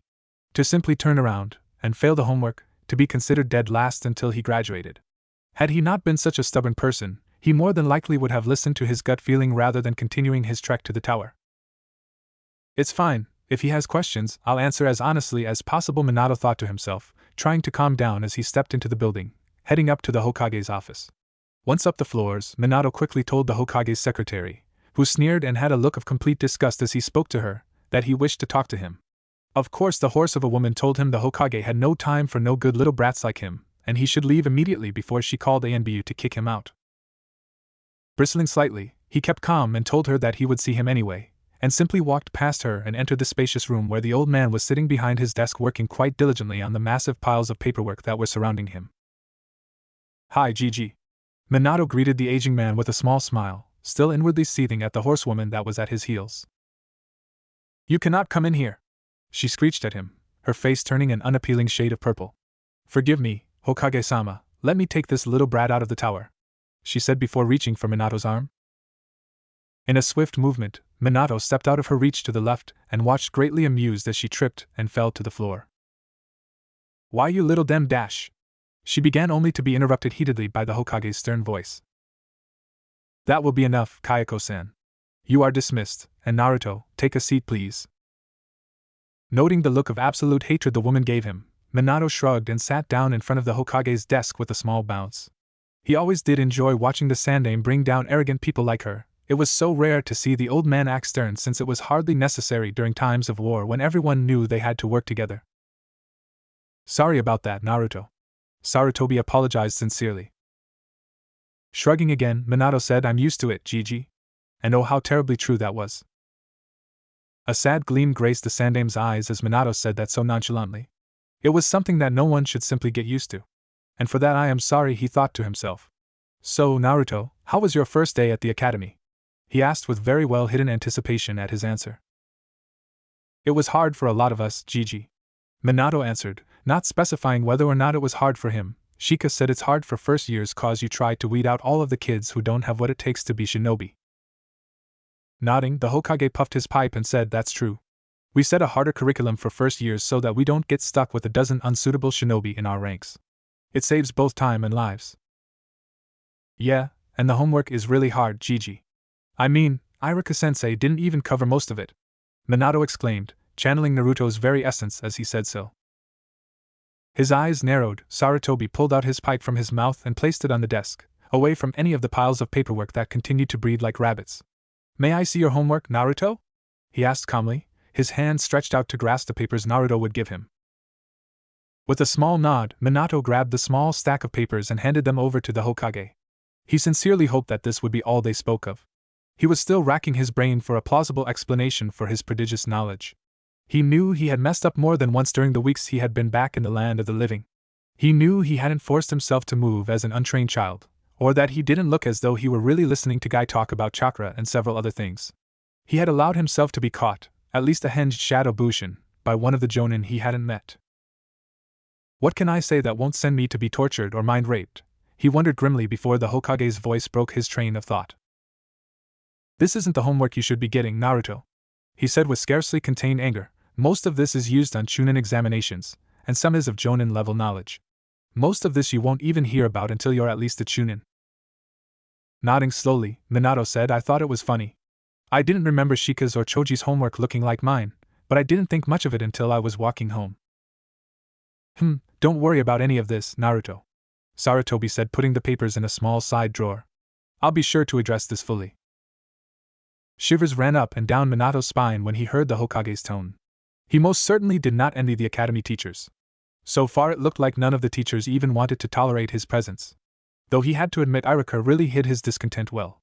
The man, who he still could not quite place in his memory, obviously held no love for Naruto, leading him to believe that the boy had lost someone close during the Kyuubi attack like the majority of everyone else that hated Naruto. Even so, he attempted to treat him fairly. Far better than any of the other teachers, that was for sure. Thanks, Gigi, Minato said, scratching the back of his head, a nervous tic he had developed in the early years of his life. No problem, Naruto. Sarutobi smiled a grandfatherly grin down at him. I wanted to ask you, Naruto, how you have been. I hear your training is going well. Damn. He's going to ease into the conversation. I really don't want to go into. Minato groaned in the back of his mind, making sure his face was in a small smile. I'm fine, old man, he answered automatically. Training is great. Guy-sensei is kind of weird, but he's a really good teacher. Kakashi-sensei doesn't really teach us, just kind of watches, even though he always reads that orange book. Good, that's really good to hear, Naruto. Sarutobi nodded with the same smile gracing his lips. Yeah. I can't wait till I learn awesome ninjutsu. I'll be the best ninja Konoha's ever seen. Believe it! Minato exclaimed with his son's foxy face-splitting grin across his face, which caused the Hokage to chuckle slightly at his antics. He had to play the part of a 7-year-old boy, an abused 7-year-old boy when he was mentally nearly 2 decades older. He deserved some sort of award if he got to graduation without anyone figuring him out. You'll learn soon enough, Naruto. Don't rush to grow up, the Sandaime stated, a slight tone of regret sprinkled over his voice. But I want to be a shinobi as soon as possible. I know, Naruto. But you will be, with time. Pouting a bit, Minato sulked into his seat, the Hokage emitting soft stifled chuckles at his position, at least before he became truly serious. Naruto, I need to know something, he said, causing Minato to look up at him with a confused stare. I know that I haven't been able to protect you from a lot, Naruto, and for that I am truly sorry, but I need to know if there was anyone teaching you, before Guy. Oh, they think I was being trained by someone else? That makes sense. Train me and take care of me to be loyal to them rather than Konoha making me a possible threat of unknown power, especially considering the Kyuubi. No, Gigi, he said, it's always just been me. Noting the small sigh that left the Hokage's lips, Minato listened intently as the aging man continued to speak. Has there been anything else? Anything happening to you that is unusual? He pressed. Soft anger was beginning to bubble in Minato's core. He was positive that being called demon brat and monster were under the umbrella of unusual, but he doubted the Hokage would do anything about it. It wasn't as though he could do anything about it. The villagers would continue to be ignorant and cower in their fear, turning that fear to anger at the Kyuubi, which just so happened to be sealed in the body of a small weak child, something they could take out their anger on quite easily. He would never forgive the village for what they had done to Naruto, but he could move on and show them how wrong they were, prove that his son was worth more than 10 times the village, and then some, and hope they repent for everything they had done to his son. Nothing out of the ordinary, Gigi, Minato answered with a slight cold look in his eye, same as always. You've changed so much, Naruto, Sarutobi muttered to himself, thinking he had said it too lowly for Naruto to hear, though the man in a boy's body had indeed heard. I died, Hokage-sama. What do you expect? Minato hissed out before covering his mouth immediately after he had said the words. Shit! I did not mean to say that out loud. He mentally slammed his head into a wall for his carelessness. The Hokage looked up at Naruto's eyes, full of anger, sadness, and unbridled hatred. Though the boy's words continued to echo in his mind. Died, he thought to himself. Died? Naruto, he began lowly, what do you mean? The Hokage's voice was stern and commanding, and Minato knew he should have just let the homework be and had went straight home. Now, he had no choice but to answer. I died, Hokage-sama, he said honestly. Naruto Uzumaki died. Murdered. You're not the Kyuubi, you can't be the seal. Sarutobi mumbled out, his entire body gone rigid and tensed in preparation for an attack of any kind. No! I'm not the Kyuubi! The Yondaime sealed him up completely in this body. He can't influence me, he can't speak to me unless I allow it, which I will never allow. Minato answered, internally sweating bullets. One wrong word, and shit would hit the fan. But Naruto? Sarutobi asked uncertainly.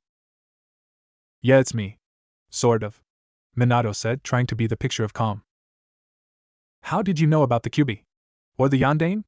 Sarutobi asked, still tensed in his seat. I died, old man, I died, and I saw my parents. He lied convincingly, looking straight in the man's dark brown eyes. You know. Hi. I know that I'm the son of Minato Namikaze and Kushina Uzumaki, last of both the Uzumaki and Namikaze clans. I'm the Yondaime's legacy, and Jinchuriki of the Kyuubi no Yuko. He said in a dull tone, as though he were reciting a report, when a sudden flash of sheer brilliance struck him. Oto-san placed a failsafe in the seal. He locked some of his own and Ka-san's chakra so if I was ever close to death, they would stop the Kyuubi from being released because I was so weak. They used most of their chakra to bring me back to life, though pump their chakra through my heart to get it to start again. He told me everything. Taught me everything he knew, and Ka-san taught me a few things too. Sarutobi looked as though he were going to have a heart attack right on the spot from the information that was being given to him. He was suddenly very glad he had activated the privacy seals when he began to question Naruto on how he was. So that's why you seemed as though you knew everything you did, he mumbled out, staring wide-eyed as Naruto nodded. It felt like years. I think that's why I was asleep for 3 days instead of 1 like usual. He added, knowing that small little tidbit made his story far more believable. After all, Naruto always bounced back from major injuries in less than 24 hours. It was odd for him to be out longer. You know everything then, Naruto. Yeah, I know. Kami, I'm sorry, so sorry. The man, in that moment, looked as though he had instantly aged another 10 years. The wrinkles on his face became more pronounced, his eyes filled with unmasked grief and pain. He felt a pang of emotions went through Minato's heart as he watched the man he respected with all his being, a man who Naruto thought to be a grandfatherly figure, beg for forgiveness. A part of Minato screamed to let him wallow in his guilt, that he deserved it for not doing anything. But the memories, the soft pats on the back, the kind words of encouragement, the love shining through the man's eyes, what the Shinigami had said stopped that thought completely. Sarutobi was a good man, one who truly cared for Naruto with all his heart. A good man, but an incredibly flawed man. Taking a deep intake of breath, Minato walked up to the near broken man and hugged him. He could feel the man tense before wrapping his arms around the small boy. It's not your fault, Gigi, Minato mumbled in the elderly man's chest, it's not your fault. They stayed in that position for a long while, merely holding on to each other for much-needed comfort. He couldn't remember the last time he had seen Sarutobi lose control of his emotions. He hadn't seen the man, in a long time, grasp onto someone as though they were a lifeline. He was the Sandaime Hokage. He was the professor. The god of shinobi. Nothing could touch or harm him on the battlefield. So many thought he was invincible. So many forgot that Hiruzen Sarutobi was just like the rest of them, a man. Minato was quite glad that he had went to visit the Hokage in retrospect. While at first the risks of not knowing what would happen were many, and most could have turned out terribly for him, the actual end results were better than he could have hoped. He now had the Hokage backing him up 100%, and he would be tested the following day to see his true abilities. Meaning, he no longer had to hold back. Well, perhaps a little bit, but not nearly so much as he had been. He wasn't sure whether or not he wanted to become genin at that very moment, but it would be great for Naruto to be recognized as a prodigy on the same level as Itachi was at his age. He might not have a dijitsu, but he had the damn chakra of a demon, so they could be considered to be on equal terms in some ways. He wasn't exactly sure what he was going to do about Lee though. How would he react to his test? How would he feel about his omitting the truth to him from day one? He had promised they would work together and prove they were better than born geniuses. Would he hate him for this? A part of him screamed that it was impossible for Lee to hate anyone, he was just not that kind of person, yet that small insecure side of him whispered constantly in his ear that Lee would feel betrayed, and never forgive him. No, he wouldn't, Minato thought miserably to himself. Over the month he had been in the body of his son, he noticed he had a tendency to actually react to certain situations as a 7-year-old would. He deduced that it was something biological, that while he was mentally older, the part that of his mentality was still active, only suppressed. Unfortunately, it made situations like these that much more emotional for him. Either way, he knew that he would have to talk to him about it before the day ended. He did not want his friend to find out from someone else. He was also unsure of what he was going to say to his newest friends. He certainly hadn't acted as though he had been trained for over 2 decades. The only thing he could tell them was the cover-up story that he and the Sandaime had come up with, in which he had been trained by the Sandaime himself, as well as Jiraiya at times, since he was only 4, one that had been kept as an S-rank village secret until now as he was on his way to be a genin. Nothing would be said of the training methods, or any details given out about what the training entailed. No matter how much the council bitched and moaned about it, they wouldn't be able to do anything. After all, the conditions revolving around Naruto's life never determined anything about his training as a shinobi. Minato supposed that the council believed they would have killed Naruto before he could even begin training to become one. It's nice to have the old Sandaime back, Minato thought fondly to himself. He was always commanding during his lifetime, constantly in control and the one who had the power. As it should be. Of course that had changed in the past years, undoubtedly due to the stress and grief of being Hokage once more since he had passed, but to see him with his back straightened and that same old authoritative aura was pleasing to see. As he made his way to see Lee at the orphanage, with the sun setting in the sky overhead, Minato wondered what tomorrow would bring. He didn't doubt he had the ability to be a genin. Truthfully speaking, he was at Chunin level for mostly everything save Genjutsu, which would forever remain at a mediocre genin level, though it could be debated whether or not he was at Jonin level for ninjutsu and fuinjutsu. His son was a chakra powerhouse, and with the control he had honed in the past month, he could perform many high-ranked jutsus. His taijutsu was acceptable, and he moved with experience, grace, and skill. All he lacked was physical strength, which would take more than a mere month to regain. Skillfully ignoring the glares and angered muttering of the people around him, Minato walked to the large orphanage building and quickly spotted Lee doing push-ups in the backyard. "Hey, Lee," Minato greeted with a large smile, inwardly sweating about this confrontation. "Naruto. It is wonderful to see you," Lee said happily. "Is anything wrong? I shall always stand by you, my friend, whatever you need." "Kami, I hope you truly mean that." "Lee, no, nothing's wrong, Lee," Minato said, walking toward him. "I just need to talk to you about something." "Of course. Come, let us go to those seats." The bushy-eyebrows boy pointed to a couple of lawn chairs. Nodding quietly and walking over to take a seat, Minato took a deep breath and looked at his smiling friend. "I have something I need to tell you," Minato started, his nerves finally showing through. Lee looked at his young friend slightly confused. In all his time knowing the younger boy, he had never shown any sort of insecurities. He was always confident in himself, and spoke with conviction, often, with great words of wisdom that were beyond his years. Lee, while young, wasn't blind to the hatred the village had bestowed upon Naruto. He had noticed the glares, and heard the hushed whispers about him. How they claimed he was a demon, and all sorts of awful things. Lee would never believe such unyouthful words about his friend. He was kind, and never did anyone any wrong. He was polite and respectful to the civilians as well as the shinobi of the village. Would a demon be so polite or courteous? Would a demon allow such awful demeaning things to be said about him? No, Naruto couldn't be a demon. He hadn't hurt a fly, let alone a person. "Sure, Naruto," Lee said, looking at his friend albeit more seriously than before. Something was clearly troubling his friend. "You know how I get techniques really fast during training?" the blonde began, looking at his friend with a worried gaze. "Yes, you are most quick to understand the techniques Guy-sensei teaches us," he said, motioning for Naruto to continue. "You see it when he taught us all of that, it wasn't my first time learning it," the smaller boy admitted. "What do you mean, Naruto?"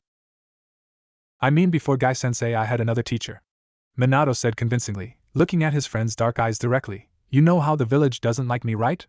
Getting a small nod, he continued, "I'd been hurt a lot, Lee, and because of that Hokage thought I should learn to protect myself. When I was 4, he began to teach me a few things. The basics really." As he began to trail off, Lee spoke up. "So you've been training since you were 4? Yeah, I needed to tell you the truth cause tomorrow, Gigi is going to have me tested by a couple of people to see if I'm ready to become a genin. I didn't want you to find out from someone else." Lee muttered, unsure what to make of the situation. "I'm sorry I lied, Lee, I couldn't tell anyone cause it was a S-rank village secret. Not even Kakashi or Guy-sensei knew." This is strange, Naruto admitted finally, unsure of how to word his emotions at that point. He felt a mixture of contradicting emotions. Elated Naruto thought him a good enough friend to tell him beforehand, angered and hurt for not being told at the beginning, frustrated he had no idea how to respond, and feeling utterly lost. I know I'm really sorry though, Lee, I never wanted to lie to you. We were going to prove to everyone hard work beats born geniuses, can we still? Minato asked fearfully. He did not want to lose his first friend, especially not such a wonderful one like Lee. Looking into the genuinely fearful sky-blue eyes Naruto stared at him with, Lee knew he couldn't hate him. It was a secret, right? He couldn't do anything about that, or else he would go to prison, or worse, be executed from what his academy sensei had said. It hurt, of course, but he couldn't blame Naruto for anything he had been going through for years. Yeah, we will show them, Naruto, Lee said with a bleach-white grin. You'll show them sooner though. His demeanor grew brighter as he said the words, I shall work 10 times harder to catch up to you, Naruto. When Lee laughed happily, Minato thought he could cry in relief. He disliked being so emotional, but at the same time thought it to be a blessing. Years of war hardened him, and such lack of control over his emotions were rare and unwanted. Here, though, he was a kid again. A kid born and raised in an era of relative peace. He could act like one and actually live out a relatively peaceful childhood. Something he never had. Thanks, Lee, Minato muttered softly, making Lee grin widely. Of course, Naruto, he exclaimed, I am your friend, and I shall always stand by you, no matter what. The morning after, Minato woke with unbridled excitement. Today, he decided, was the day he was going to become a genin. He had spent a fair amount of time at home contemplating the pros and cons of doing so. The pros severely outweighed the cons, so it wasn't that difficult of a decision in the. At 8 a.m. he would be waiting at Training Ground 18 where he would be tested by a member of the ANBU, as well as his overseer, Kakashi. While Kakashi would test his skills in weaponry and ninjutsu, the ANBU was to test how he handled a true fight, as well as marking how well his taijutsu was. When Sarutobi explained exactly what would be happening, Minato was more than excited. Not only would he fight against a member of the ANBU, but also his old student. Seeing how much Kakashi had improved in the 7 years he had been in the Shinigami's stomach was something he greatly wanted to see. Like usual, Minato completed his morning routine and was out the door and headed to the training ground with a fair amount of time to get there. He wouldn't deny there was a slight bounce to his step as he made his way to the grounds. He had already decided that he wouldn't do any extremely high-ranked jutsus, save for the Kagebushin since that was simply a must. He had decided to showcase the Rasengan, though the Hiraishin and Kushina's chakra chains weren't going to make their debut at this point. For one, he couldn't perform the Hiraishin without completely giving up his identity since the test wasn't solely with those who knew his true lineage. That, and he was positive that he had never given Jiraiya the schematics behind the technique, so he had to wait till everyone knew his identity before performing his signature move, even if he told Sarutobi Naruto was taught everything by himself, or at least until Sarutobi thought it was alright for him to do so. He could get away with knowing the Rasengan in front of the unknown Jonin because he had been supposedly trained by Jiraiya, who knew the Rasengan. As for Kushina's chakra chains, he was pretty sure he would be able to bring them out eventually, as he was an Uzumaki. Only thing holding him back was that Kushina had never tried to teach him the theory behind the technique, so he hadn't a clue how to summon his own. Even with the many other things he would have to consciously remind himself not to do, Minato walked onto the training ground with a few minutes to spare, noticing that everyone was already there. Meaning the Hokage, Kakashi, which greatly surprised him, the ANBU who wore a weasel mask, and shockingly of all, the Toad Sannin, Jiraiya. So you're finally here, brat? Jiraiya said, discreetly eyeing Naruto speculatively. Had he not been a mere few hours away from Konoha the day before, he wouldn't have made it to see how the son of his student truly was. He had been summoned immediately by his old teacher a week ago to check on Naruto's seal, as the man was worried about his change in behavior, but he never expected to hear what the man had to say once he got there. Not only had Naruto nearly died a mere month ago, he had also apparently discovered the truth about the Kyuubi and his parents. Most of all, he had met his parents due to a failsafe Minato had added to the seal and taught him everything they could. He didn't doubt the possibility of a failsafe in the seal. His student was always had a way with Fuinjutsu, more so than many could ever dream to be. Given everything he had done with the Hiraishin, he simply couldn't doubt his student's ability. After being briefed on the cover story they were going to feed to the masses, Jiraiya could hardly wait to see the boy. Though he waited till the present morning, after all, he had been so preoccupied with getting to Konoha he hadn't the time to do any research. Morning Hokage-sama, Kakashi-sensei, Jiraiya-sensei, Umbu-san, Minato said politely. Good morning, Naruto, Sarutobi said with a smile. Now let's get this underway, shall we? Why don't you stretch for a bit, and then we'll get started? Nodding at the aged man, Minato began to stretch out every muscle in his body, preparing himself fully for the oncoming fights. As soon as he was done, he motioned toward the Hokage, who nodded and said, "All right, let us begin with testing your ninjutsu. This will be a spar where you will battle with solely ninjutsu and the standard kunai and shuriken to your disposal." Getting nods from both Kakashi and Naruto, he continued, "Third blood wins, or when a winner is clear to Jiraiya, Weasel, and I," watching the two walk into a more open area, far enough away from the onlookers so they wouldn't be caught in the crossfire. They bowed to each other and got into their respective battle stances. "Ready?" the Anbu called out, receiving two nods. "Hajime." "Hajime." The Anbu's words barely echoed into Minato's mind before he and Kakashi moved toward each other, both meeting with two kunai in their hands, blocking their opposing weapons with practiced ease, though given his 7-year-old body's strength, Kakashi could easily overtake him. Kakashi hadn't pushed his Hidei Eitai away, so his Sharingan eye still remained hidden behind the dark folds of the cloth wrap. Pushing back from Kakashi in a swift movement, Minato quickly threw a handful of shuriken, forming the proper hand seals quickly afterwards, causing the small shuriken to multiply into over 100 fast-flying projectiles. He knew that Kakashi would move out of the way, or block it with some sort of technique, so he quickly sped forward, forming the hand seals for a Kaigebushin in the process, and Shushined passed the attack to surround him effectively. Kakashi, all the while, was shocked at his unofficial student's speed. He had known through watching the son of his sensei that he was holding back considerably, but this was something he hadn't fully expected. Sure, the Hokage filled him in that Naruto had been training with the Jiraiya the Sannin since he was 4, as well as learning a bit from the Sandaime himself. While he had a bit of doubt on the truth of the story at the time he was given it, he couldn't doubt the kid's skills. Pushing himself to the far left to avoid the bombardment of shuriken, Kakashi realized Naruto had chosen to speed past the incoming projectiles and surround him in a rather effective manner. Bringing his hands to the proper seals, Kakashi sunk into the earth below, moving under the grass and dirt toward the body he thought was the real Naruto, and sunk him into the earth. The moment he had sunk one of the Narutos into the ground neck deep, he heard the unmistakable sound of whirling chakra and immediately rushed his hands through the proper seals for the Kawarini, replacing him with a harmless log just as Naruto pushed a fully formed Rasengan through the log, obliterating it into splinters of wood that scattered around the surrounding grass. Minato had realized the moment Kakashi hadn't taken him over with physical strength in the beginning that he really wasn't going full out. It was to be expected, he supposed, for a full-grown jonin to go easy on a 7-year-old boy, but he wanted, desperately, to see how much his student had improved since his early demise. And he'd be damned if he didn't get the fight he'd been excited about since the previous day. "The brat's gotten better," Jiraiya mumbled, knowing that the Hokage would understand his words as shock of seeing a child take on a jonin, an Anbu captain, so effectively in the very beginning of the fight. "Training with Guy has done him well," Sarutobi said as he watched the fast movements of the two. He himself was shocked at Naruto's abilities. It hadn't even reached a minute into the spar, and he had already shown a strategy that was more than worth genin status. Now, he wanted to see how truly powerful the son of the Yondaime was. "You have trained him well, Jiraiya-sama, Hokage-sama," the Anbu said in a low monotone voice. He knew that the boy was a Jinchuriki. Anbu status gave him that little tidbit of information through heavily suggestive hints and not-so-hushed whispers. While he bore no ill will for the boy, he hadn't been overly sympathetic to his plight.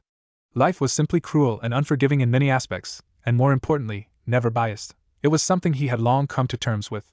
Other than that, he had his own business to deal with at home with his father, and the pressures of becoming and being an Anbu to truly do anything for the boy, though he did protect the small child to the best of his ability while he was in his charge. "Well, what do you expect from the great Jiraiya?" the long white-haired man asked with a wide grin, effectively hiding his intense stare at the blond boy. "Indeed, though he seems to just be getting started," Weasel replied, keeping an air of indifference around him as he watched the pair. Far off to the other side of the field, Kakashi stared at the damage Naruto had managed to cause to the offenseless log. He was seriously holding back in the spars with Lee and Guy, the gray-haired jonin thought as Naruto set himself in front of him again in a ready pose. "Ready to go for real, sensei?" Naruto asked him with a grin on his whiskered face.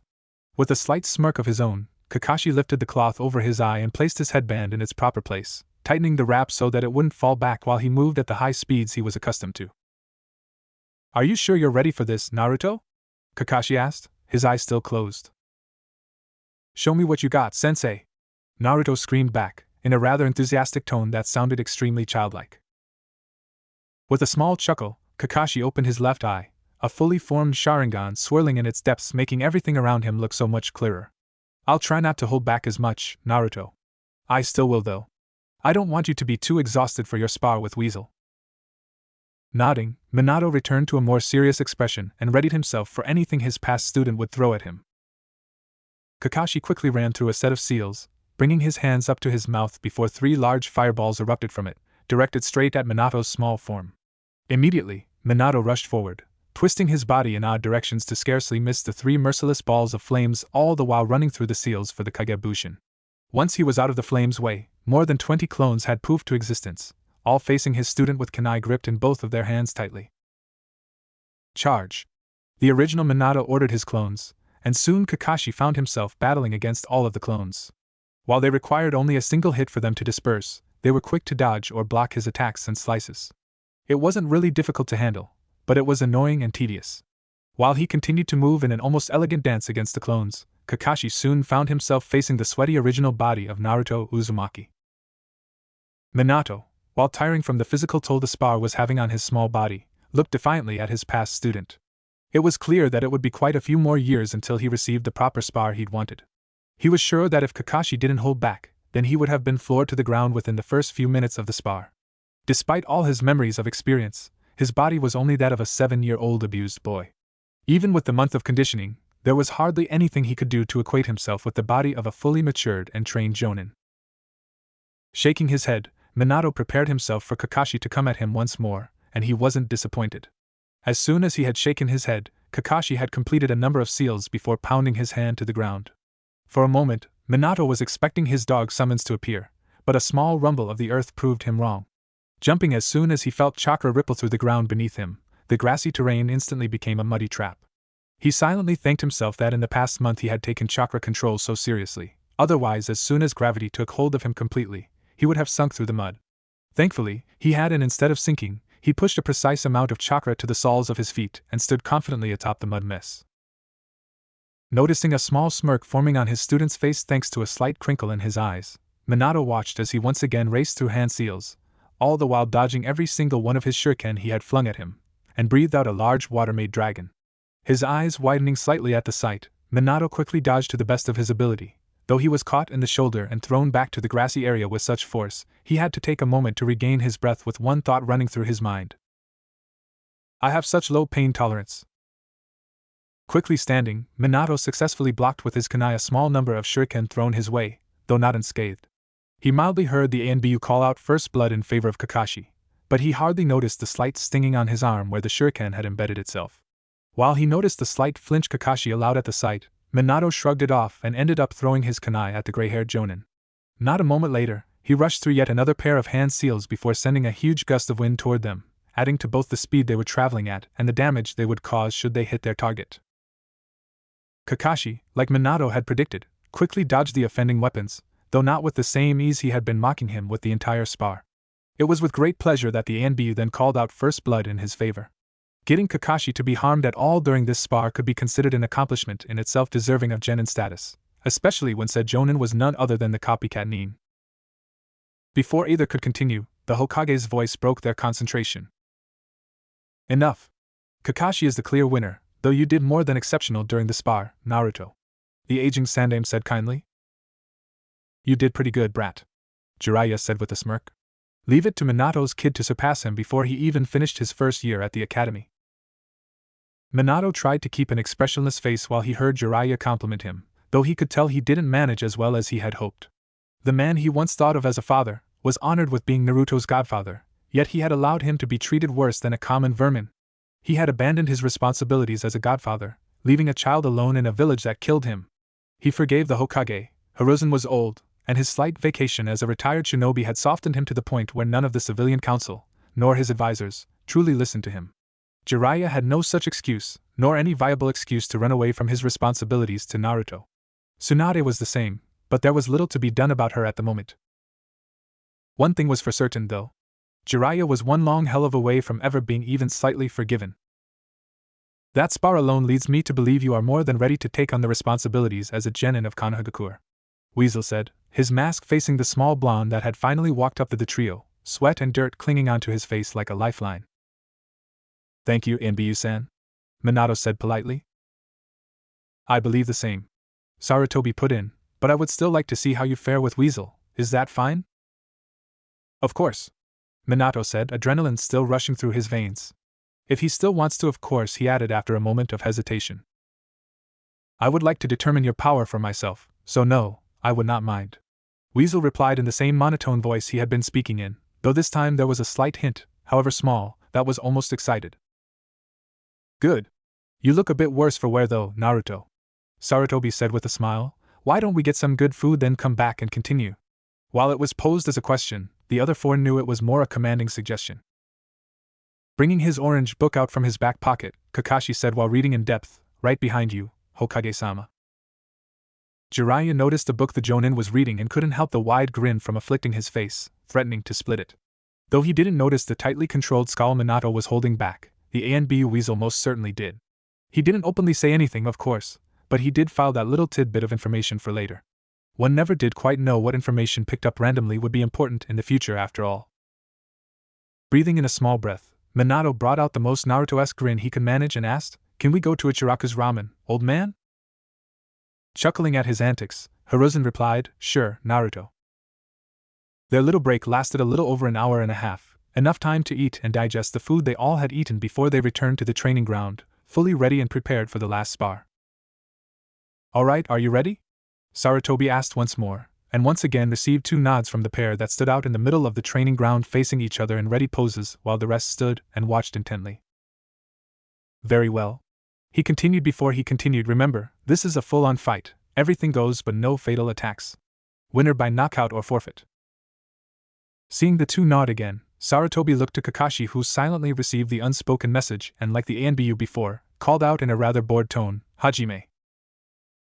After Kakashi had screamed to begin, both Minato and the ANBU stared at each other for a moment, as though they were sizing each other up with their eyes before they truly began.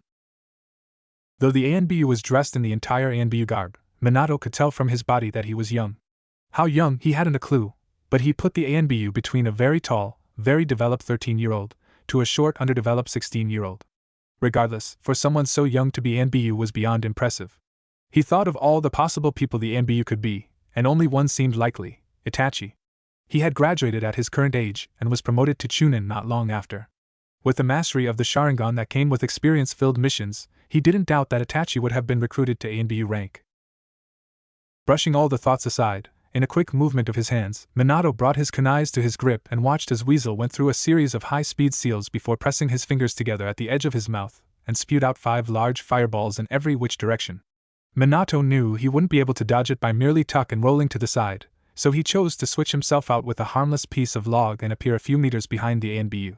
Weasel had already anticipated his reaction, and proceeded to throw a small barrage of kunai his direction, racing toward him in impeccable speed as Minato diverted all the kunai that would have impaled him with his own. When Weasel had made it to him, the two began a strictly taijutsu brawl, Minato having to redirect most of the ANBU's punches and kicks rather than defending against them because of his small size. One direct punch from Weasel, and Minato was sure he was going to break something. He already felt his bones shake whenever he pushed aside a kick from the ANBU. When things began to get a little too demanding for his small body, Minato quickly summoned 40 shadow clones and had them all attack Weasel, their attacks varying from simply taijutsu, to trying to impale him with shuriken or kunai, to slicing him with wind-based jutsus he remembered.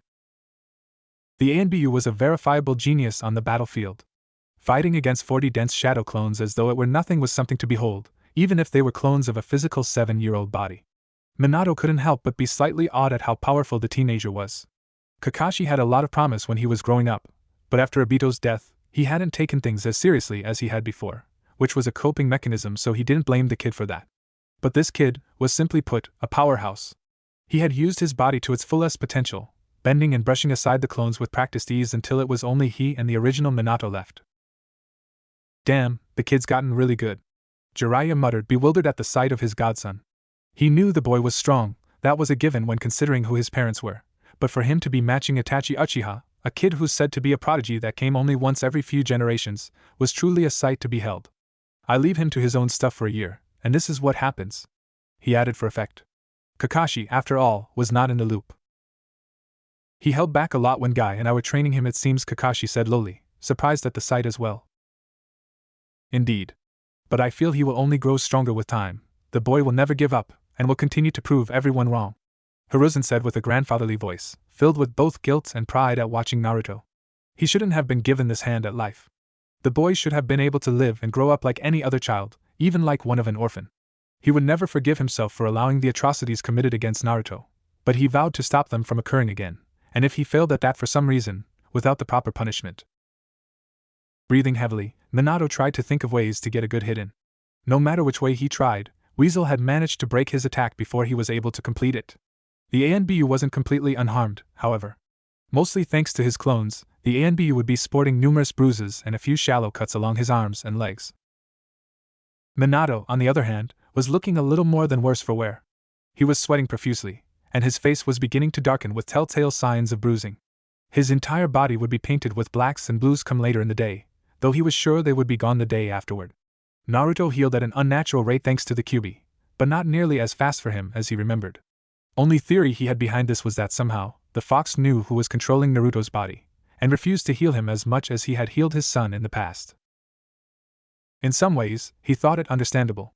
He didn't want the damned fox's help any more than the demon wanted him in control. Shaking his head a little, Minato refocused on the fight he was in. There would be no good coming from being distracted over something that wasn't a large concern at the moment. Taking in a shaky breath, Minato raced toward Weasel, both meeting head-on and engaging in a fist fight once more. This time, however, the fight was short-lived. His small stature taking its toll, Minato felt exhaustion take over his body and became more sluggish in his movements, giving Weasel the openings he needed to kick him to the ground. His back thrown onto the dirt, Minato saw his vision begin to gray, and his senses dull before everything went black. Minato was brought back to consciousness by Jiraiya pouring cold water over him and gently slapping his face. The last kick hit him full on, and the force had knocked him out cold for what looked to be only a few minutes. With a slight groan, Minato picked himself off the ground, propping himself up on his elbows and looked at the four who stood around him. "Sue," he began in a groggy voice, "I still made genin, right?" For a few moments there was silence before it was shattered by soft chuckling coming from both Kakashi and Sarutobi and heavy laughing from Jiraiya. "You definitely still made genin, Gaki," Jiraiya said with a wide grin that Minato was ashamed to have missed so dearly. "You have most certainly earned the rank of genin, Naruto, especially after this spar." Sarutobi pipped in with his soft smile before offering his hand to him. Grabbing hold of the wrinkling hand of his old friend, Minato rose back onto his 2 feet, only slightly wobbling as he tried to gain proper balance. "Here is your Hitite, wear it proudly," the old man continued, handing over a dark blue sashed Konoha headband to him. Minato grabbed hold of the headband, his hand grazing gently over the metal piece that had the symbol of Konoha engraved into it. He remembered when he had first received his headband after graduating from the academy. It was beyond one of the happiest moments in his life, just below becoming a father and marrying his beautiful Kushina. "Thanks, old man," Minato said with a genuine smile. He mentally was jumping for joy. Now he could finally go out and do good for the village, changing the opinions of the civilians one mission at a time. It was that thought which caused Minato to groan outwardly. He would be subjected to the bane of all genins. D-ranks. "What's the matter, Naruto?" Sarutobi asked with furrowed brows. With a small sigh, Minato said, "Nothing much, old man, just do I have to do those D-ranks genin complain about. They aren't even real missions. They're chores." Hiruzen laughed outwardly, Jiraiya chuckling while the ANBU remained silent, though the amused air he was giving out was more than enough to see he sympathized with his plight. "Yes, Naruto," the elderly man said, "all genin are required to do D-ranks until they reach the point where C-ranks are permitted. As for your placement, we don't have any available teams to place you in, so for now, you will be accompanying of various teams and help out with D-ranks until I find a proper place to put you in. Come by my office tomorrow so we can get you settled in our system, okay?" Minato wasn't so thrilled about that. He wasn't really expecting to be placed in a team since they had just started the academy, and existing teams wouldn't have been put out for life-threatening C ranks as of yet. "Hi, old man," Minato said, "I get will." "Good." Sarutobi smiled happily down at the blonde. "Why don't you go rest for the rest of the day, maybe go tell Lee what happened. The academy should be getting out soon." "Yeah." Minato agreed, genuinely excited at the prospect. "I'll go find him now." Without another look at Jiraiya or the ANBU, Minato rushed off to the academy, looking forward to telling his friend that he had made genin and was to be sent out on missions soon enough. He could probably get Lee prepared for the bane, which was D-ranks. Maybe they could even think of a way to make them less tedious and more productive. Because honestly, knowing how to paint a house will not save your life in an actual battle. Now, All he had to worry about was how to break the news to the other friends he had made, and he couldn't help but be concerned over how they would react to his making genin, nor how their fathers would react. Damn, Shikaka definitely won't let this go without his friendly shogi match. Weasel, how would you feel about a new assignment? Sarutobi asked the young Anbu before him. I will do whatever you ask of me, Hokage-sama. The Anbu replied in a monotone voice. Naruto is obviously at a much higher level than most genin, and placing him on a team with kids at a lower level than him will inhibit his progress rather than allow him to grow. You are still young, Weasel, take off your mask. The Anbu, without the slightest hesitation, took off his mask and revealed the face of a 13-year-old Itachi Uchiha, his expression indifferent in the face of his Hokage. You want the kid to partner up with the brat, don't you? Jiraiya said with his arms crossed over his chest, looking thoughtful. Yes, I do, Sarutobi admitted easily. Placing Naruto with Itachi wouldn't just help Naruto grow as a shinobi, but help Itachi as well. As old as he might be, he wasn't blind to how recluse Itachi was becoming. He had become far more serious with missions, taking on higher risk assignments without a second glance, and it was clear to anyone how he tried to avoid the Uchiha district with every fiber of his being. There were even rumors that Fugaku had to call out one of his police force to bring his son home to him. Despite being an Anbu of Konoha, Itachi was still a 13-year-old kid who shouldn't have seen even half of what he's been forced into.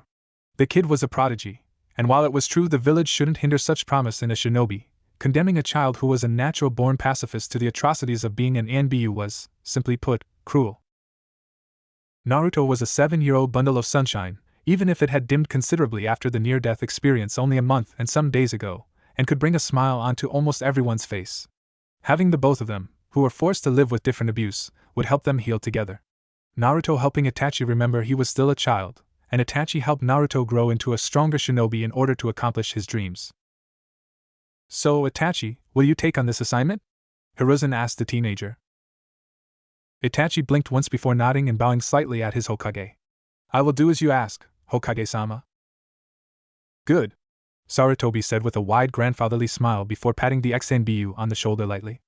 I look forward to see how you two progress at each other's side, Itachi. Itachi couldn't help but feel slightly excited about working with Naruto. He had to admit that the spar was one of the best he had the privilege to have in months. Maybe this won't be so bad. Minato, still feeling the rush of adrenaline running through his veins, made his way to the academy in record time. He was both excited and mortified about the idea of telling Lee and his other fast friends of what had happened. Lee would undoubtedly be ecstatic for him donning his hideite, but he couldn't say the same for Shikamaru, Chuji, or Kiba.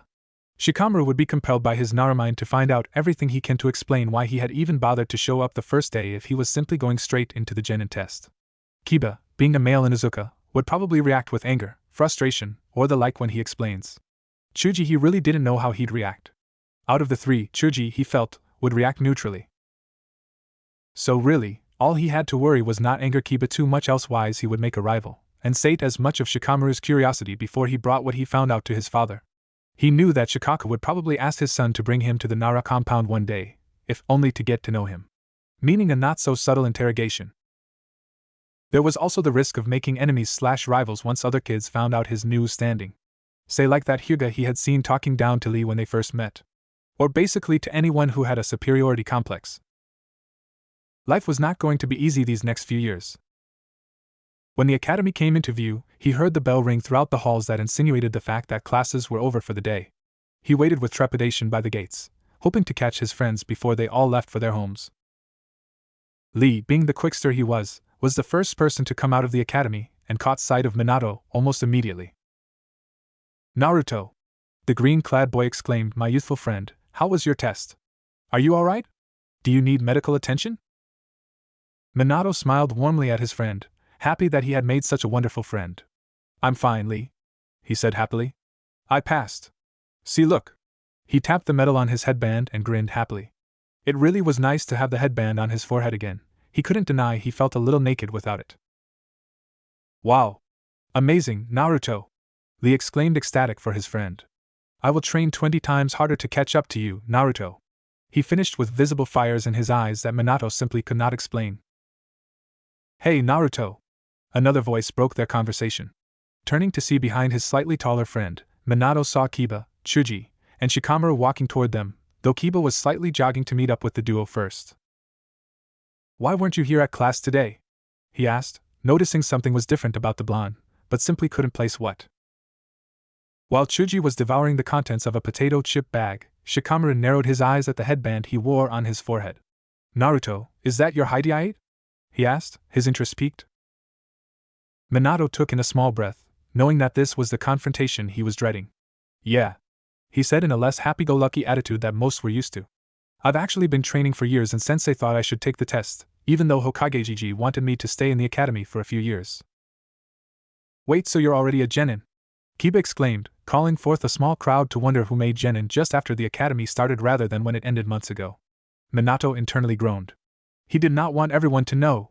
That would make word spread like wildfire with all the old gossips that littered the streets. Not to mention Naruto was not looked upon with a good light. Civilians would probably demand that he be stripped of his rank and say it was all the demon's work or something of equal nonsense. Yeah, I made genin today. Minato nodded. I had the test with Kakashi-sensei and the ANBU Weasel. When he had said Weasel, Minato consciously noticed that a small black-haired, pale-faced boy, eyes widened. He remembered the face of one Sasuke Uchiha, younger brother to Itachi. The subtle expression change basically confirmed his theory that the ANBU was in fact none other than Itachi Uchiha, since Sasuke didn't react to Kakashi's name, which was much more notable than an ANBU, already claiming the title of the copycat nin. But I'm not on a team or anything. Hokage said I'm going to be paired up with a lot of different teams until a spot opens up or something. Well then how come you came yesterday? And why didn't you let us know? I needed tons of help on my homework. Kiba exclaimed, pulling his face slightly down with the palms of his hands as he remembered the horror that was homework.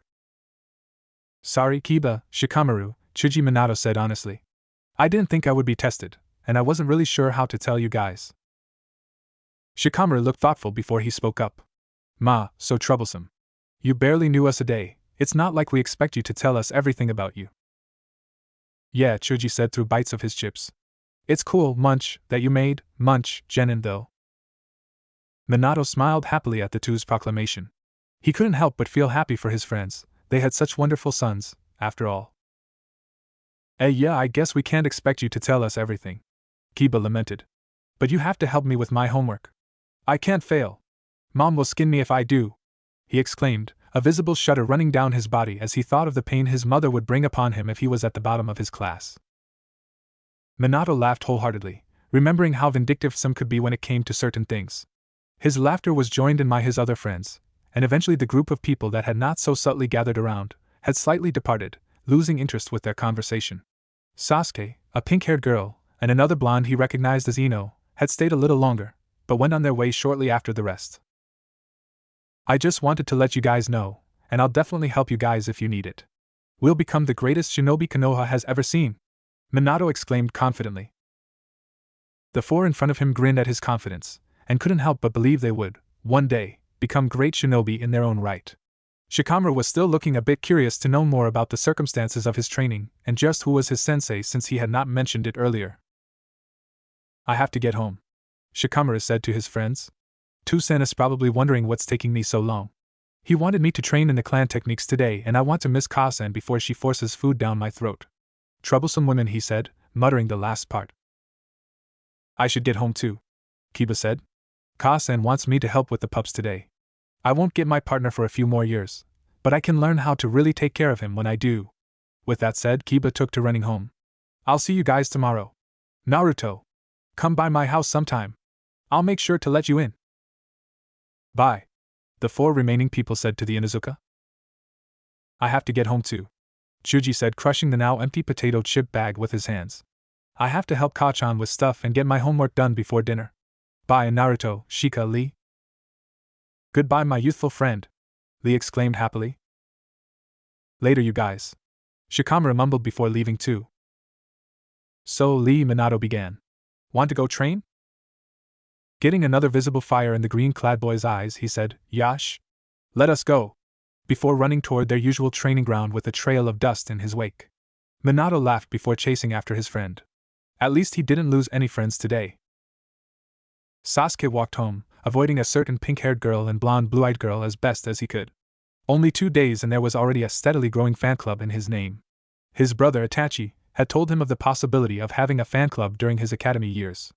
Being an Uchiha was one thing, but as a son of the clan head, he shouldn't be surprised for people trying to idolize him in hopes of one day becoming Mrs. Uchiha. At the time, he snorted at his brother. He was 7. He didn't think anything of girls other than they were annoying.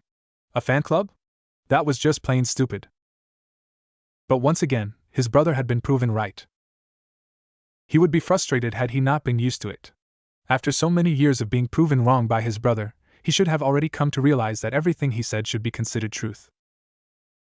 Regardless of the pitiful fan club, Sasuke was determined to confront his brother today. No matter what, he wouldn't take not now or later for an answer, and he definitely wouldn't let him poke his forehead. That always marked the end of a conversation. What he needed to know from his brother was why he hadn't told him he was testing a kid his age for the genin test. Nearly everyone knew that Itachi was the Weasel ANBU.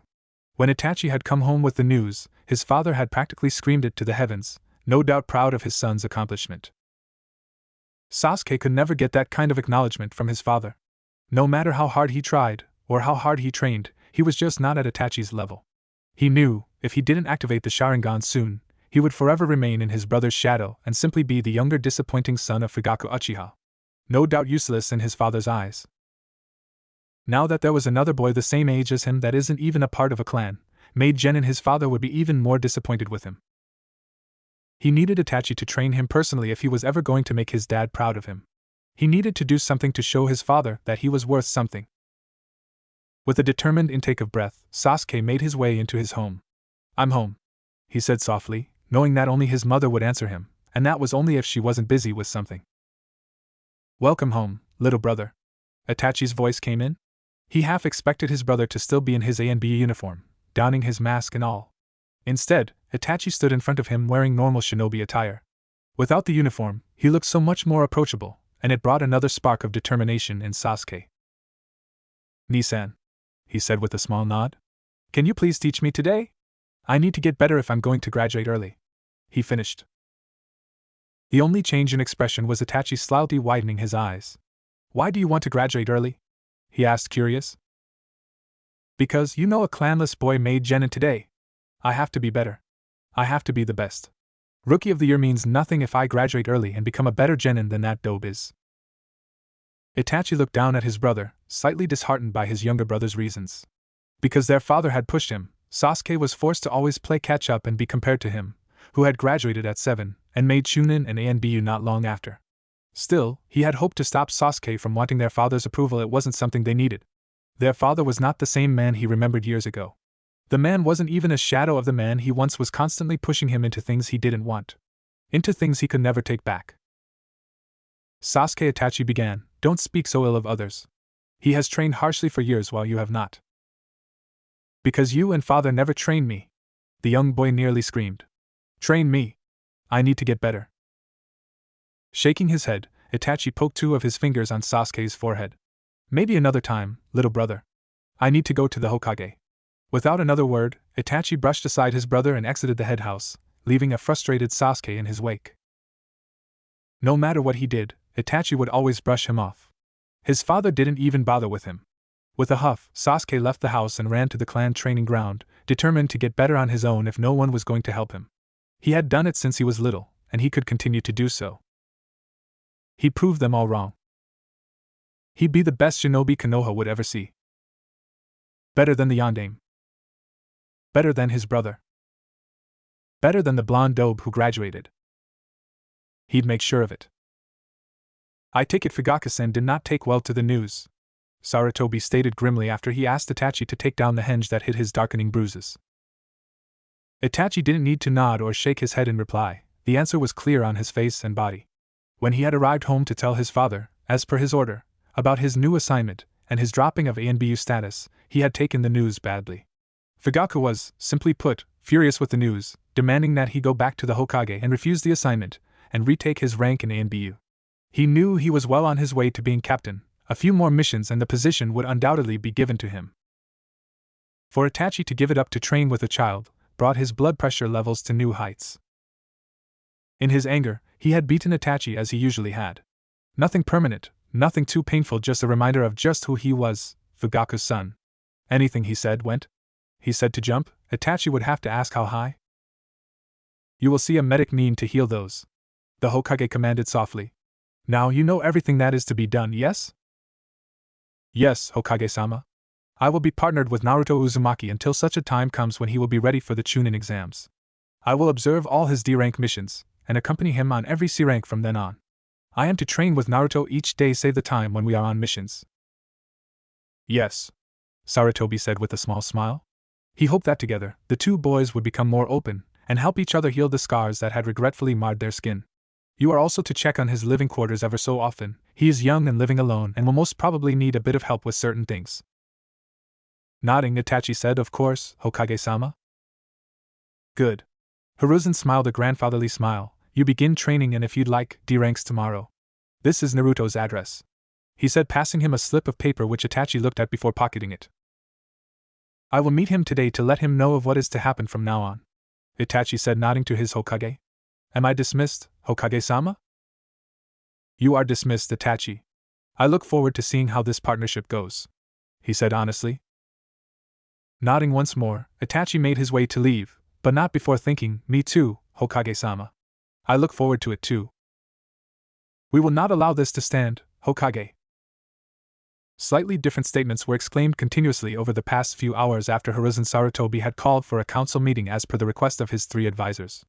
As much as he wanted to avoid this meeting, he knew it was inevitable that the council would find out of Naruto's rank as genin. Like he had suspected, the Shinobi Council seemed to find Naruto's promotion with stride, knowing that the reports written by Jiraiya, Anbu Weasel, and Kakashi Hatake were accurate, as were the reports given personally by the Hokage, of the boy's training since he was a mere 4 years old, as well as the reasons behind it. The Civilian Council, on the other hand, were outraged such a thing was kept from them, and demanded the boy be put back into the academy, and then expelled for daring to think he could graduate early without their approval. When the main body of the Civilian Council discovered the boy was running around the village with a shinobi headband wrapped around his forehead, they were furious beyond reason. They would not let this demon defile their village any further than it already had. All their attempts to rid themselves of the beast were futile, so they could only hinder his progress in becoming a shinobi, which became moot point when he was given his Hideite by the Hokage a mere day ago. Sarutobi rubbed his tired eyes, already done with the repeating statements the Civilian Council was spewing. Unfortunately, not one had broken his law by claiming Naruto was a demon, so he couldn't send any of them down to Ibiki. However tempted he was. Enough! He exclaimed, slamming his wrinkling hand down hard on the wooden table. The entire council sat around. The entire council sat silenced by the sudden stern command. None had seen Hiruzen Sarutobi act such a way since before the days of the Yondaime Hokage. The brat is not to be made genin, Hokage-sama. He cannot be capable of this skill you state without the help of the beast. You endanger us all, one random civilian exclaimed, getting agreeing nods from the other members. Sarutobi narrowed his eyes and glared at the daring civilian. Naruto Uzumaki is more than capable of completing D-ranks and C-rank missions as a shinobi. He has been trained since he was 4. The reports handed to you all by Hatake, Weasel, Jiraiya, and myself are accurate. None of you civilians have the ability to sense chakra, but enough to remember the feeling that the Kyuubi emitted. I have read no complaints of reports that the Kyuubi's chakra or aura were felt by either civilians or ninja. Naruto's power is his own. I will hear no more of this nonsense. The boy is a shinobi now. My shinobi. You have no hold on him. This meeting is over. You are all dismissed. The Shinobi Council stared slightly awed at their Hokage. None of the heads had ever seen Sarutobi act so commanding since the war, but they weren't complaining now. The Civilian Council had gotten away with far too much when dealing with the ninja of the village. They were damn proud of their Hokage and would support him all the way, as they were sworn to, regardless of their feelings toward Naruto, or any other matter. The civilians were red-faced, and obviously, furious. It was clear through the Hokage's stern and cold tone that this meeting was indeed over and nothing said would be listened to, but they wouldn't let this matter go. The boy, if he could be called as such, was a menace. A time bomb just waiting to explode. And they give him training. A genin rank? It was foolish, and because of it, they would undoubtedly meet their end at the hands of the demon. No, they would not let this go. They would take matters into their own hands. No matter what. Minato was enjoying a casual stroll around the village, noticing that the majority of civilians were staring at him with greater hatred than Naruto, or himself, had seen before. It was slightly concerning, but he knew that such reactions were to be expected. The orphan demon boy had been made a shinobi, and as such, protected as one. Anything they did to him would be marked as not only assault, but assault on a Konoha shinobi, which warranted much harsher punishment. It was both a blessing and a curse in Minato's eyes. He knew that it would be years before he could begin to change the civilians' perspective on his son, but in the end, it would be worth it. As he strolled around, Minato thought it would be a good idea to take a bath, and wandered off to the hot springs, hinging through the back alleys into the same unsuspecting man he disguised himself as whenever he wanted to pay like any other man. It wasn't a long walk, considering he was already on that side of the village, though he had decided to make it at a sprint in order to get even a little bit of training in after the long morning he had with Itachi Uchiha. To be perfectly honest, he was more than a bit surprised when the young Chunin had come up to him and said that, under the Hokage's direct order, they were to be partners until he had made Chunin himself, and perhaps even afterward if they made a good team. Minato bowed to his new partner in respect, and said he looked forward to working with him, and promised to use his Kage Bushins in order to speed through the required minimum of D ranks so that they could get started with C-ranked missions as soon as possible. While he was sure the stoic Uchiha would deny it if it were ever brought up, Minato sworn he heard Itachi chuckle lowly at the statement. Regardless of what happened during their partnership, he was sure of one thing: he would make sure to break Itachi Uchiha's mask and bring back the kid that he was supposed to be. When he made it to the hot springs, Minato paid the man behind the desk and went toward the men's bath area, and was struck with a horribly familiar sight. Jiraiya, on top of a toad, peeping on the women's baths. He mentally face-palmed at the sight. Of course the idiot would take back to his research rather than try to meet with his godson.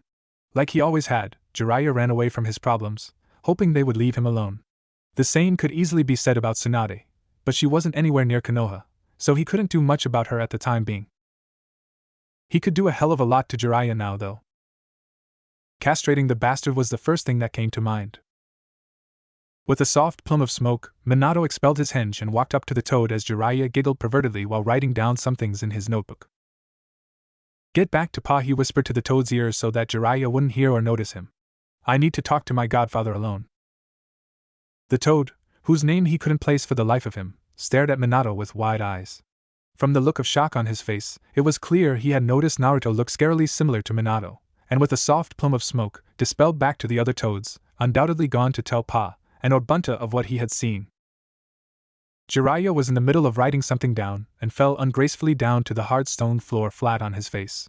No amount of training had prepared him for the sudden disappearance of his summons, especially not when he was distracted by certain assets seen on the other side of the wooden fence. With an annoyed groan and grunt, Jiraiya stood up, prepared to call back Goma and ask why he decided to dispel so suddenly, when he caught sight of a familiar sun-kissed blonde head of hair at the corner of his eye. Looking to the side, Jiraiya was met with the narrowed glare of his student's sun. All thoughts about his upcoming Aika were lost at the darkened sky-blue eyes that stared at him so intensely. He wasn't sure if he hoped to skip actually talking to his godson, but he was sure that he didn't want to have this confrontation with him no matter how much the boy deserved it. Hey there, Gaki," Jiraiya said with a pathetically fake smile. "Don't happen to know why Goma, the toad, decided to disappear, do you?" "Let's skip the idle chat, Jiraiya," Minato said, wanting to cut straight to the point, and knowing the Sannin would try to duck out of this conversation. "Where were you?" Jiraiya looked at his ex-student's son with wide eyes. He knew that Naruto knew everything thanks to a failsafe his father had implanted into the seal. That didn't mean he believed that he knew everything. No matter what he said, nothing would get him out of talking, and they both knew that. "Naruto," Jiraiya began, trying to find the right words to say, though they both knew nothing said would be good enough. "Where the fuck were you?" Minato asked harshly, cutting the perverted man off before he could try to wriggle himself out of this conversation. For a moment, Jiraiya was shocked. The boy was 7 years old, and while mentally he was at around at least 10 from what he had admitted thanks to the seal Minato used, he could swear that Naruto was older, if nothing else, the look in his eyes. Taking the white-haired man's pause, Minato pressed on with a harsh voice, channeling all the pain Naruto had felt. "Where were you when I was being beaten, stabbed, burned, and ripped apart by the people of this village? Where were you all those nights I wondered why people hated my very existence? Where were you when I was starving and dumpster diving for measly scraps so that I wouldn't go to sleep, in a filthy health-hazardous apartment, with a constricting stomach? Where were you when I cried myself to sleep days on end because no one would so much as look at me?" He couldn't be kind about this. He couldn't allow his past feelings of this man let such heinous neglect go unpunished. This man was supposed to be Naruto's godfather. The man who was to take him in, along with his godmother, should he and Kushina be unable to take care of him. The old man was never personally asked to take care of Naruto, merely make sure he was to be seen for who he truly was. This man was supposed to love him like a father would. Supposed to feed, clothe, bathe, and care for him. Supposed to love him. Yet rather than fulfilling his responsibilities, the perverted man chose to distract himself with his childish hobbies. Choosing to peep on women during their baths and write graphic novels for a living rather than care for a living, breathing, human being. It was unacceptable. And Naruto died because of it. Jiraiya stared at the small boy with wide eyes, frozen by what he had said. He knew that life wasn't easy for him, considering the entire civilian population thought him a demon, but burned? Stabbed? Ripped apart? No, that he had no idea of. Wh? He stuttered out, still unable to find his words. Naruto stared at him with, not hatred as he had suspected, but sheer and utter disappointment. Which, for some reason, hurt far worse than he knew hatred to hurt. Nah, Naruto, I know where you were. The boy continued harshly. You were doing exactly what you were doing just now. Writing perverted and worthless pieces of, if it can be called such, literature instead of taking care of your godson. I'm 7. If I didn't nearly die and have Dad train me in my head, I wouldn't have seen you till I graduated the academy. If even then. Jiraiya could scarcely look at the twin blue orbs that stared straight into his soul. There was nothing he could say to make it better. Nothing he could say to excuse him for his actions. I'm sorry wouldn't be enough. Nothing he said would ever be enough. He doesn't hate you, Minato said, bringing Jiraiya's dark eyes to stare into his. No, he could never hate you, Jiraiya. He is disappointed. Utterly disappointed, and said, I will never forgive him, even as he becomes nothing to me. Nothing because he couldn't even try to speak my son. Have a nice life, Jiraiya. He continued. You won't be seeing me again until I'm ready to sign the Toad summoning contract like my father did. Without bothering to even take a bath like he had planned, Minato walked calmly out of the men's baths and left a frozen Sannin in his wake. Hiruzen Sarutobi sat at his desk contemplating over what was said at the council meeting. Everything seemed to just explode with Naruto's graduation to genin rank, and with his law being skillfully avoided at being broken, very few civilians were at the T.I department under the tender care of Ibiki. The few, however, were an example of what would come should it be broken anymore, and it seemed that the threat was being taken seriously. For once. Danzo, Hamura, and Koharu all said to let them leave with nothing more than a slap on the wrist, as he had done so many times before. But now, he would be resolute. He had made a promise and oath to Naruto and himself that he would not let this prejudice stand any longer without some sort of punishment. He knew that no matter what he did, he could never eradicate the hatred that he had allowed to fester toward Naruto, but he could be damn sure that he would stop it from growing until Naruto himself would be able to prove he was the son of the village's beloved Yondaime Hokage. He wouldn't lie to himself, however.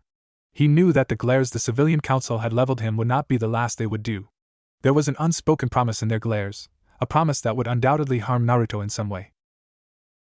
With narrowed eyes, he swore to himself that whatever happened, he would put a stop to it all before Naruto was hurt again. He was the Hokage. He'd be damned before he let any of those ignorant civilians lay another hand on the blonde. It was hardly a disinteresting day for Danzo Shimura. Thanks to his root Anbu, he had been the first, out of the original circle, to be informed that Naruto Uzumaki, the Jinchuriki to the Kyuubi, had been given genin rank after the test. It had been he who let the news leak through the proper channels, so that the other council members would find out through the villagers rather than the Hokage himself, leaving many members furious they were kept from such knowledge. It would undoubtedly push the sad excuse of a Hokage to put the brat back to the academy, and into the molding hands of his Anbu he had placed as an instructor. He was slightly surprised that Hiruzen gained backbone after so many years of cowing to their every demand. Surprising, and frustrating to no end.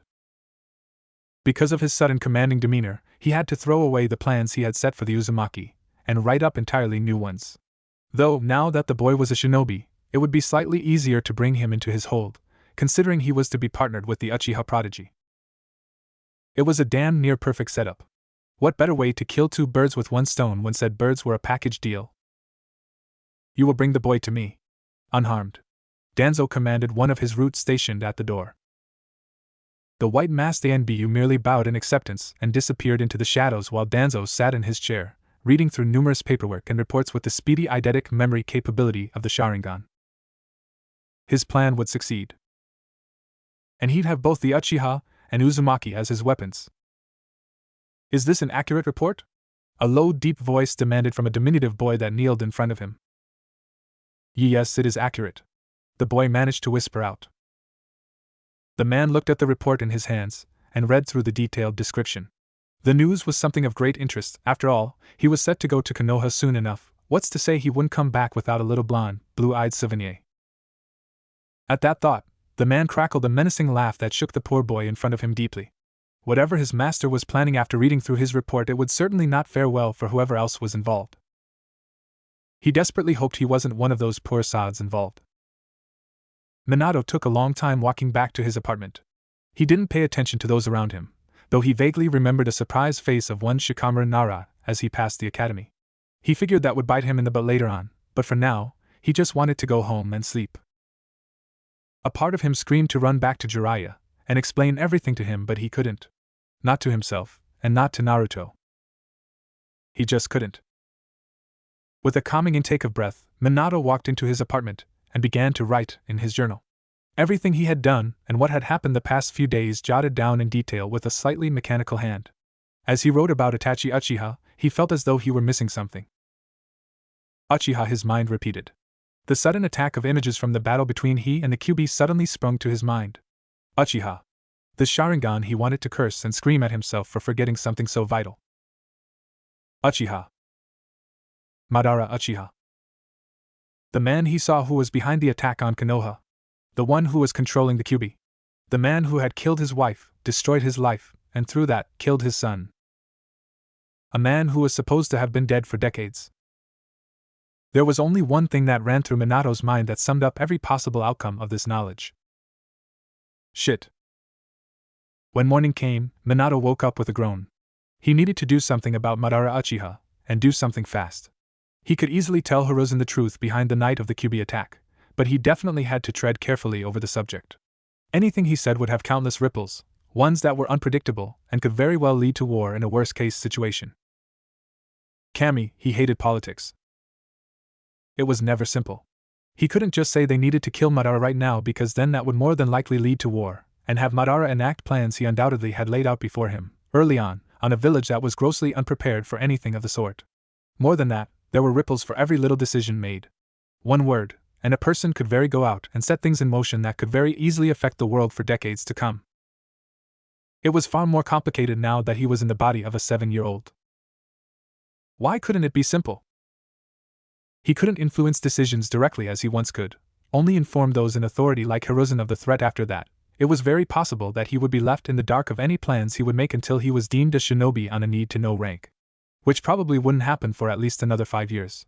He had seen the look in Sarutobi's eyes when he granted him the chance to spar for genin rank, a part of him that still wished he could be a child for a little while longer. He was positive that the old man would do as much as possible to keep him ignorant to the terrors of shinobi life. Regardless of what would come of this, he had to tell Sarutobi the truth behind the QB attack. Not doing so would definitely lead to horrors of the utmost disturbing and possibly catastrophic kind. When and, more importantly, how, though? With a soft sigh, he realized he would have to think further on the matter before he did anything, most probably resort to meditating if he truly couldn't find a good solution without it. Either way, right now he had to make it to his meeting with Itachi near the Hokage Tower. It would be best if you make some clones so we can do 2 D ranks at the same time. I can make only 1 clone and maintain it long enough for us to get the missions complete, otherwise, I would suggest we do more than 2. Itachi said in a dull tone. Clearly he was as excited as Minato was in completing the D rank missions. Ones which were action-packed with dog walking, and weeding out a garden. Joy. Weeding a garden would be child's play, considering he could easily create an equal ratio of clones to weeds and have them simultaneously extract the weeds and have the garden fixed within less than 10 minutes. The dog walking would have to actually take more time, but either way, they would be done within the hour. Afterwards, we'll continue on your training, focusing on your physical strength and speed. Guy-senpai has agreed to continue training you in this aspect along with your friend, Rock Lee. I will join you, and when his training regimen is complete, we will finish with a spar. Okay, Itachi-sensei. Minato said with a fox-like smile. He was particularly glad that he wasn't going to be separated from his friend. He knew that the moment he took on higher-ranking missions, his free time in the village would become more and more sparse, not to mention sporadic. He was sure that Lee would be ecstatic at the thought of training with another person he had never fought before, if only to test himself. However, he had a feeling that Itachi wasn't looking completely forward to training with Guy and his eccentrics, but the young man took it with stride.